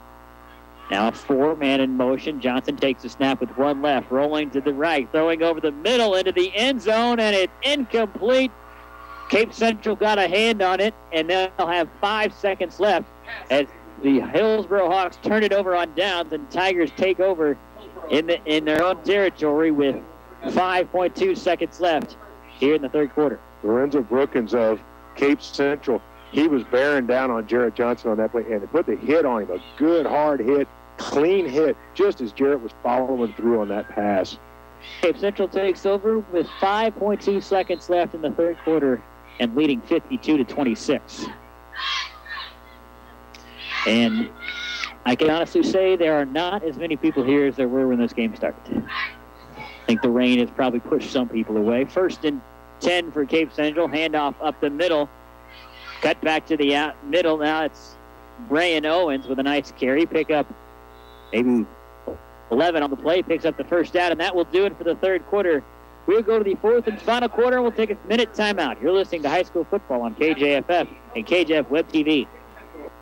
Bag more ducks this year with heavy shot, heavy metal waterfowl loads from Dunn Sporting Goods. We've got everything you need to make it happen. Heavy shot, heavy metal waterfowl loads are the perfect blend of steel and heavy shot to create a shell that puts 20% more lethal pellets on target. And you can find all the shot sizes you were looking for at Dunn's. Heavy shot 3-inch shells are $225.99 per case, and 3.5-inch shells are $264.99 per case. Want one of the deadliest non-toxic waterfowl loads on the market? Dunn's now carries the new heavy shot Speedball 12-gauge ammunition. Speedball is heavy shot pellets and squared pellets, giving you more than twice the energy of steel loads with performance that surpasses heavy shot for a lot less. 12-gauge 3-inch shells are $225.99 per case, and 3.5-inch shells are $259.99. Heavy Shot and Dunn Sporting Goods in Peevely, Missouri, and Marion, Illinois. A winning combination for hunting season. We got everything you need to make it happen.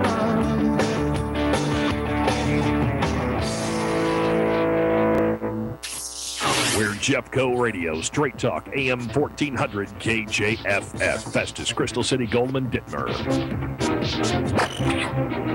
Started the fourth quarter, Aaron Vincent hands it off to Brian Owens. Not much doing on the far side. He'll pick up a couple up to the 40-yard line.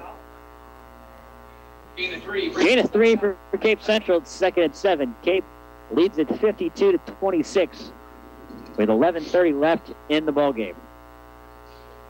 The Tigers exploded in the first half of the third quarter and have taken a commanding lead late in this ballgame. 2nd and 7. Vincent under center, taking all kinds of time. Hands off up the middle. This is Owens. Cut to the outside, trying to get to the sideline. Still going. Picks up the first down and more to the 40. Great run by Brian Owens and into Hillsboro territory. He was just bouncing his way through. Finally got into the defensive sector about 10 yards down, and then out to the outside he went and took off to pick up another 10. Picks up the first down. That'll bring up a to the 41-yard line of Hillsboro. We saw this offense from Mikey Jones, and then we don't see him for a while, and Brian Owens comes in. Yeah, they don't really mix them back and forth. It's like, okay, this will be your drive, and it's like, this is your drive. It works because it probably keeps them a lot fresher than going back and forth. This is true. Let them sit down for a little while, catch your breath, and get some water.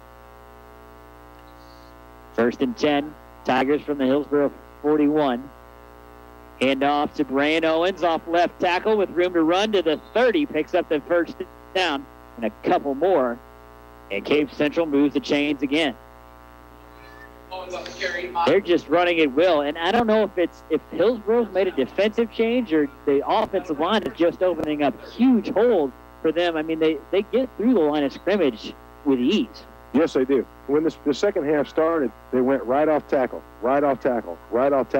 Apparently there was some sort of a change made because now they've switched it to going left off tackle, and they're having success with it to the tune of 10, 12, 20 yards. From the 30, 1st and 10 Cape, taking all kinds of time. They snap it with 5 left on the play clock. This is Owens up the middle, hit into the secondary. Flag on the play as he goes down. Gain of 5. We'll have to check on the penalty marker. At time up the middle. I mean, really, they haven't had any problem getting through the line of scrimmage. And it's up to them to get through into the secondary. It's got to be a holding on Cape Central, so that'll negate the 5-yard pickup by Owens. It's 10 yards from the spot of the foul, so they will mark it. Looks like the foul occurred a yard deep, so it's going to be a 9-yard loss on the play. 1st and 19 from the Hillsboro 39. It looks like now Cape Central is going to try to control the clock and run the clock for a long time with a good sustained drive here. Yeah, they're taking plenty of time. They got to the line. Now they're just now getting into their stance with 13 left on the play clock. The game clock is moving as well. And off, this is Owens again. Room to run on the right side, dancing to the 31 and gets it close to the original line of scrimmage. An 8-yard pickup for Brian Owens. The Cape Central offensive line seems to be asserting itself right here, and they're taking control of that line of scrimmage and doing a really good job of opening up holes for these running backs.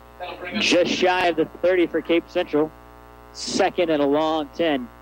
52-26 is the lead for Cape Central Tigers. And they lead it by 26. Keep in mind that 35 is the running clock. 2nd and 10. Hand off Owens to the left side. Shakes a tackler. And into past the 30-yard line to the 28. Hillsboro, they're getting a guy in through the line of scrimmage, and they're getting there, but they're like half of a second late, and he's already gone. It seems like Cape Central hasn't figured out a little bit offensively on this drive, because that guy that's getting through is always coming from the backside or the weak side on this play, and they're always headed the other direction. They can't quite get a hand on him. Hillsboro was switching their defense up almost every play trying to find an answer to this running game right now. Third and 9, Cape Central. Under 9 minutes to play. Taking all kinds of time this drive. Handoff up the middle. Here's Mikey Jones again. He is stuffed and pushed backwards, and the Cape Central fans, the Hillsboro fans really like that, to be able to see Jones drop for a loss. That may be the first time we've seen that today. In the second half, he did have a 1-yard run, which was the shortest one of the second half. That's the first time he's been taken for a loss today. No gain on the play. 4th and 9 for Cape Central. Looks like Cape Central might be calling a timeout. Vincent looking over towards the sideline. 17 seconds on the play clock. Now they just get the play in as Jalen Redden brings in the play from the sideline. 9 seconds left on the play clock. Under 8 in the game. 4th down, 8 to go. 4th and a long 8. Vincent dropping back, looking to throw over the middle. Now he's going to escape, and he's going to be brought down and dropped for a loss, and a turnover on downs by the Cape Central Tigers. Haven't mentioned yet, by the way, that Aaron Vincent is a left-handed quarterback. Vincent with the key. Yes, he is. That was a good defensive, that was a coverage sack right there. Hillsboro did a good job of picking up all 3 receivers, double coverage on 2 of them, especially Al Young. They're keeping an eye on him, his favorite target. Dennis doesn't seem to look too many other places other than Al Young. So Hillsboro takes over on downs from their own 31-yard line. A long way to go, and trailing 52-26. And I don't know if they're going to have enough time to put 26 points on the board.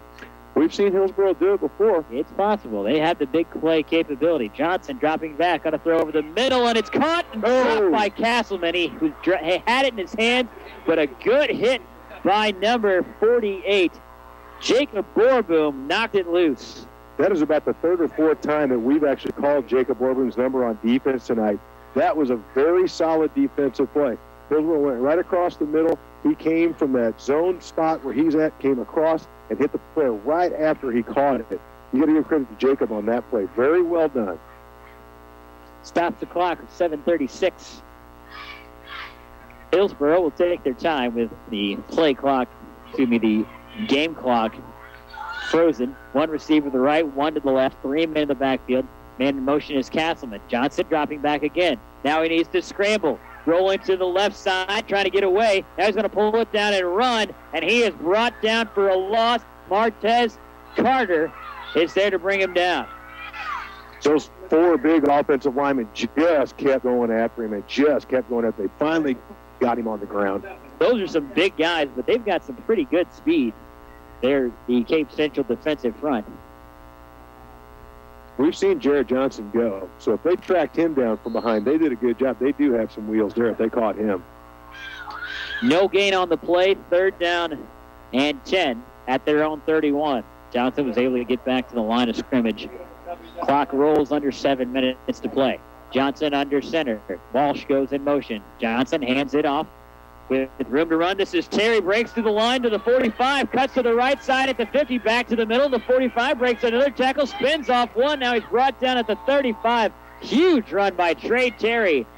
Trey Terry. Nice tackle made by Jordan Franklin. Franklin actually hit him twice, hit him, spun him around. Terry kept going. Franklin caught up to actually bring him down. Trey Terry got through there. He was bouncing around. He was looking to pick up a block in that defensive secondary. Actually ran into his own player, bounced off him, went back to the right.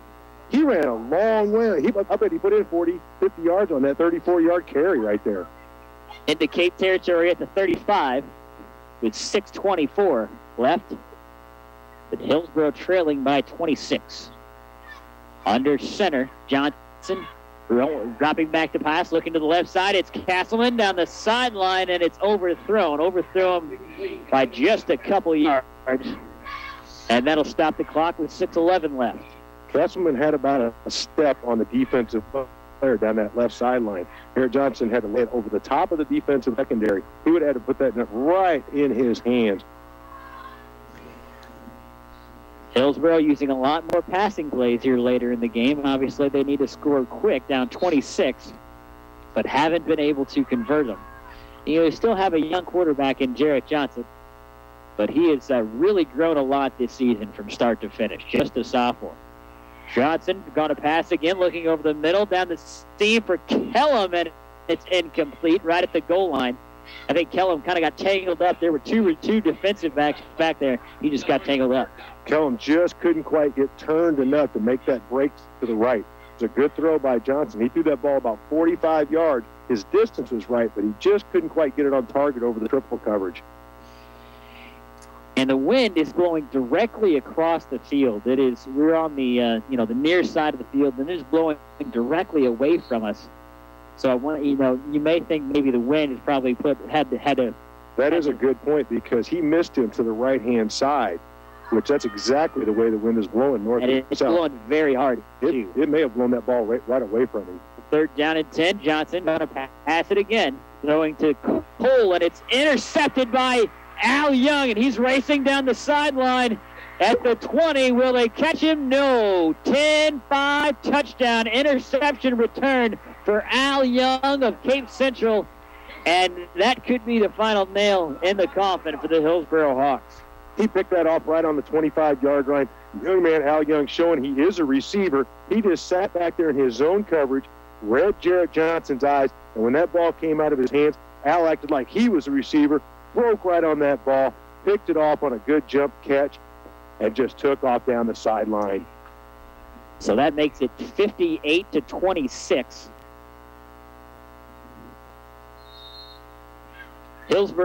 Cape Central will need 3 more points to put the running clock in play, so they will kick the extra point. Chisholm on to kick it, snap is down, kick is up, and it's good, and Cape Central adds to the lead, going 59-26, 5:50 left to play. We'll take a timeout. You're listening to high school football on KJFF and KJF Web TV. Real service with a real person. You get that and affordable rates from State Farm. Don't trust just anyone to insure your car. Trust good neighbor State Farm agent Matt Woods in Hillsboro. Cut rate car insurance may sound great, but are you really getting the protection and service you need? With State Farm, you get an agent you can depend on and an insurance company you can trust. For real service from a real person, see State Farm agent Matt Woods in Hillsboro or call 636-789-3532. Lawn Care Equipment in DeSoto is the only place you need to go for all your chainsaw needs. They're your full-line steel dealer. So if you need a new saw, accessories, or repairs to any brand, think Lawn Care Equipment. They also make custom chains for any size bar while you wait. And new 14-inch chains start at $9.99. Plus, they offer the only automated chainsaw chainsaw sharpener in Jefferson County. So yes, get it razor sharp while you wait for only $5. Don't let a dull, broken chainsaw chain hold you back. See Lawn Care Equipment, Highway 21 north of DeSoto. Cape Central kicking off here from the 40-yard line. It is fielded by the up man and dropped up to the 35-yard line, where Hillsboro will take over. Alec Kimbrell on the return for the Hillsboro Hawks, trailing 59-26. 5:44 left in the game. Long way to come back from Hillsboro, and it's going to take a lot for a Hawks comeback. They were putting together a pretty good drive there. They had a long 34-yard run by Trey Terry, and Al Young just drove a nail right into some people's hearts with that interception and 75-yard return for the pick six. So Hillsboro takes over at their own 35. 1st and 10. Trailing 59-26. Johnson under center. 4 down linemen. And another standing up. Here's a carry around the near side. This is Walsh. Cuts back up the seam. Great cut back to the 45. Boy, that's something that we really don't talk about enough for Chris Walsh. He has the ability, gets to the corner, but he knows when to cut it back, and that's exactly what he did right there. Got a block, and he knew to cut back to the middle. He has phenomenal vision and a lot of confidence in those guys that are blocking in front of him. He just gives them the time they need, reads the block, lets the blocker take the play whichever way he needs to, and then just explodes past him. He does a phenomenal job of being a very patient running back. Seth Castleman, helmet came off. I don't know if he having a problem getting it snapped or something, so Joe Melton comes in his place. It's 1st and 10, Hillsboro from the Cape 46. 4 down linemen, 2 more standing up on the edges, 3 deep defensive backs. Flip backwards to Kellum. Excuse me, this is Walsh to the 30, still going, pushed out of bounds. Nice job of Walsh just following his blockers, didn't try to run past them, followed his blockers, good patient run, and he picks up a 1st down. He does such a good job of following his blockers. And then he put that stiff arm out there and just threw a player about 3 yards backwards to get the last 2 or 3 yards out of that run. Chris Walsh, he's not done. He's still fighting for this game. He is just a junior, by the way, for Chris Walsh. Trey Terry, he's just a sophomore. Jarrett Johnson, he is just a sophomore. Joe Melton goes in motion. Johnson hands it off up the middle, nowhere to go this time, and they push back on the carry.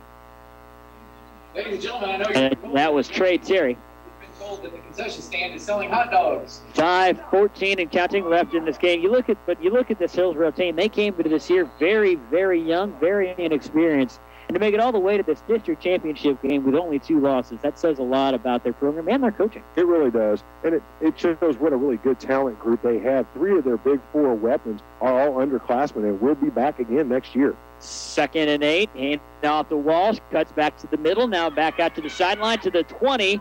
Ripped down and brought down. That's Young on the tackle. I believe. Oh, no, excuse me. That was number 45. 45, Chase Eubank on the tackle for Cape Central. Bring him down for 44. He didn't move the sticks up to the 15-yard line. 1st and 10, Hillsboro. That time Kellum got down there when he saw the contact coming from 2 players. He just dropped the shoulder and drove right into the player, into the defensive player. 1st down, Hillsboro at their Cape Central 16. 1 receiver to the far side, 1 receiver to the near side. Johnson under center, three men in the backfield.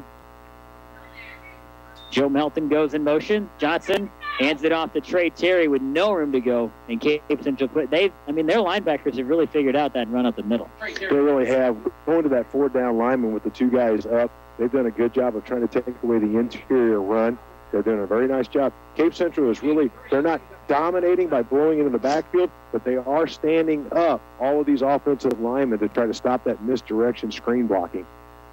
Gain of 3 on the play, 2nd and 7. From the 13. 1 tight end, 1 receiver out, 3 men in the backfield. Castleman goes in motion. They flip it to him with blockers in front of him off right tackle, but he gets into the secondary and is hit and driven backwards, and he'll get maybe 1 or 2 on the carry. we could see a nice little seam. They had opened up a nice little seam for him to run in there. Somebody just exploded through from Cape Central and disrupted that play very well.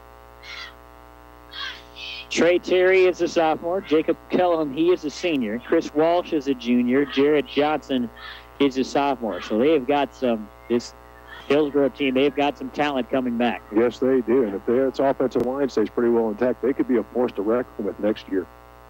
Walsh goes in motion. This time it's a handoff to Terry up the middle, pushing forward past the 10, near the 5. Close to the 6. Good carry there by Trey Terry. Looks like they're going to need about 4 on the carry on that play. Trey Terry, once again, fighting for every yard, every inch he can get out of this. 4th down and 1. First 3 offensive linemen I've looked at, none of them are seniors. Brennan Genowan is a junior. Jacob Kraus is a senior. And Pete Mock is a junior. So only 1 senior on the offensive line for Hill. They push the pile. And going to be just shy of the end zone. That was a carry by Johnson on the keeper. Looks like he picked up about 5 on that carry with the pile. They just did a good job of driving forward for Johnson to get the first down. Now it's 1st and goal for him. Hillsboro trying to put one more score on the board. They trail at 59-26. 1st and goal from the 3-2-14 left. 1 receiver to the near side. Johnson under center. Man in motion is Castleman. Johnson hands it off, and Terry's got nowhere to go, and they're pushing backward. They were pushing Terry backwards before Johnson even handed it off to him. And that's exactly the way you disrupt any kind of an offense, especially an option offense. Scotty Thomas just exploded into the backfield and just grabbed a hold of the running back and the quarterback while they were trying to hand the ball off and just tore everything apart on that play. Loss of a yard on the play gave him forward progress. 2nd and goal from the 4. Tough part of the game when you know that it's out of your reach, under a minute and a half to play. They're still playing, though. Here's handoff to Walsh. Cuts back, going to be just short. Maybe got to the 2. Hillsboro just outside of that end zone. 1:14 left. Dansley from Cape Central came all the way from the opposite side of the field behind the play to chase down Chris Walsh. You don't see Walsh shoot call from behind very often.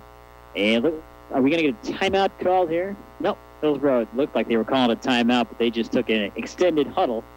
They break with 16 left on the play clock. Under a minute to play in the game. On the near hash, Johnson under center. Man in motion is Chris Walsh. Johnson hands it off to Terry up the middle. Pushing, and touchdown. Good, strong run by Trey Terry. 2nd, maybe 3rd effort is what got him into the end zone. Terry still running hard, and he gets in the end zone. 38 seconds left. When you're down by that much, Hillsboro and the kids, they know they're probably not going to come back from that. It's good to see character in this Hillsboro team to keep fighting, just put together a sustained drive, and then an offensive line giving that surge for Trey Terry to punch one last goal in with 38 seconds left in the game. Hillsboro on to attempt the extra point. 59-32 they trail. Late man into the game for Hillsboro. Have 10 guys out there, need to get 1 more back. Clayton Sansucci on to attempt the extra point. The Hawks. Snap is back, kick is up. And it is good, and Hillsboro trails 59-33, 38 seconds left. You're listening to high school football on KJFF and KJF Web TV. Roberts, Wooten, and Zimmer of Hillsboro is your regional law firm, offering help with many diverse areas of the law. Roberts, Wooten, and Zimmer is a full-service law firm and practice with expert, experienced lawyers. When legal representation is a must, you need a law firm that you can trust. So turn to the professionals at Roberts, Wooten, and Zimmer on Highway 21 in Hillsboro. Call 636-797-2693. For more information, log on to robertswootenzimmer.com. This is Eddie Marino, Activities Director at Hillsboro High School. This evening, Hillsboro would like to wish good luck to both teams participating in the Class 4 District 1 Championship football game as the Hillsboro Hawks take on the Cape Central Tigers. We welcome Cape Central and their fans to Hillsboro and remind everyone that role models are more important than ever in today's society. We ask that everyone help serve as a positive role model at our events, whether home or away, and help in preserving these fine school traditions.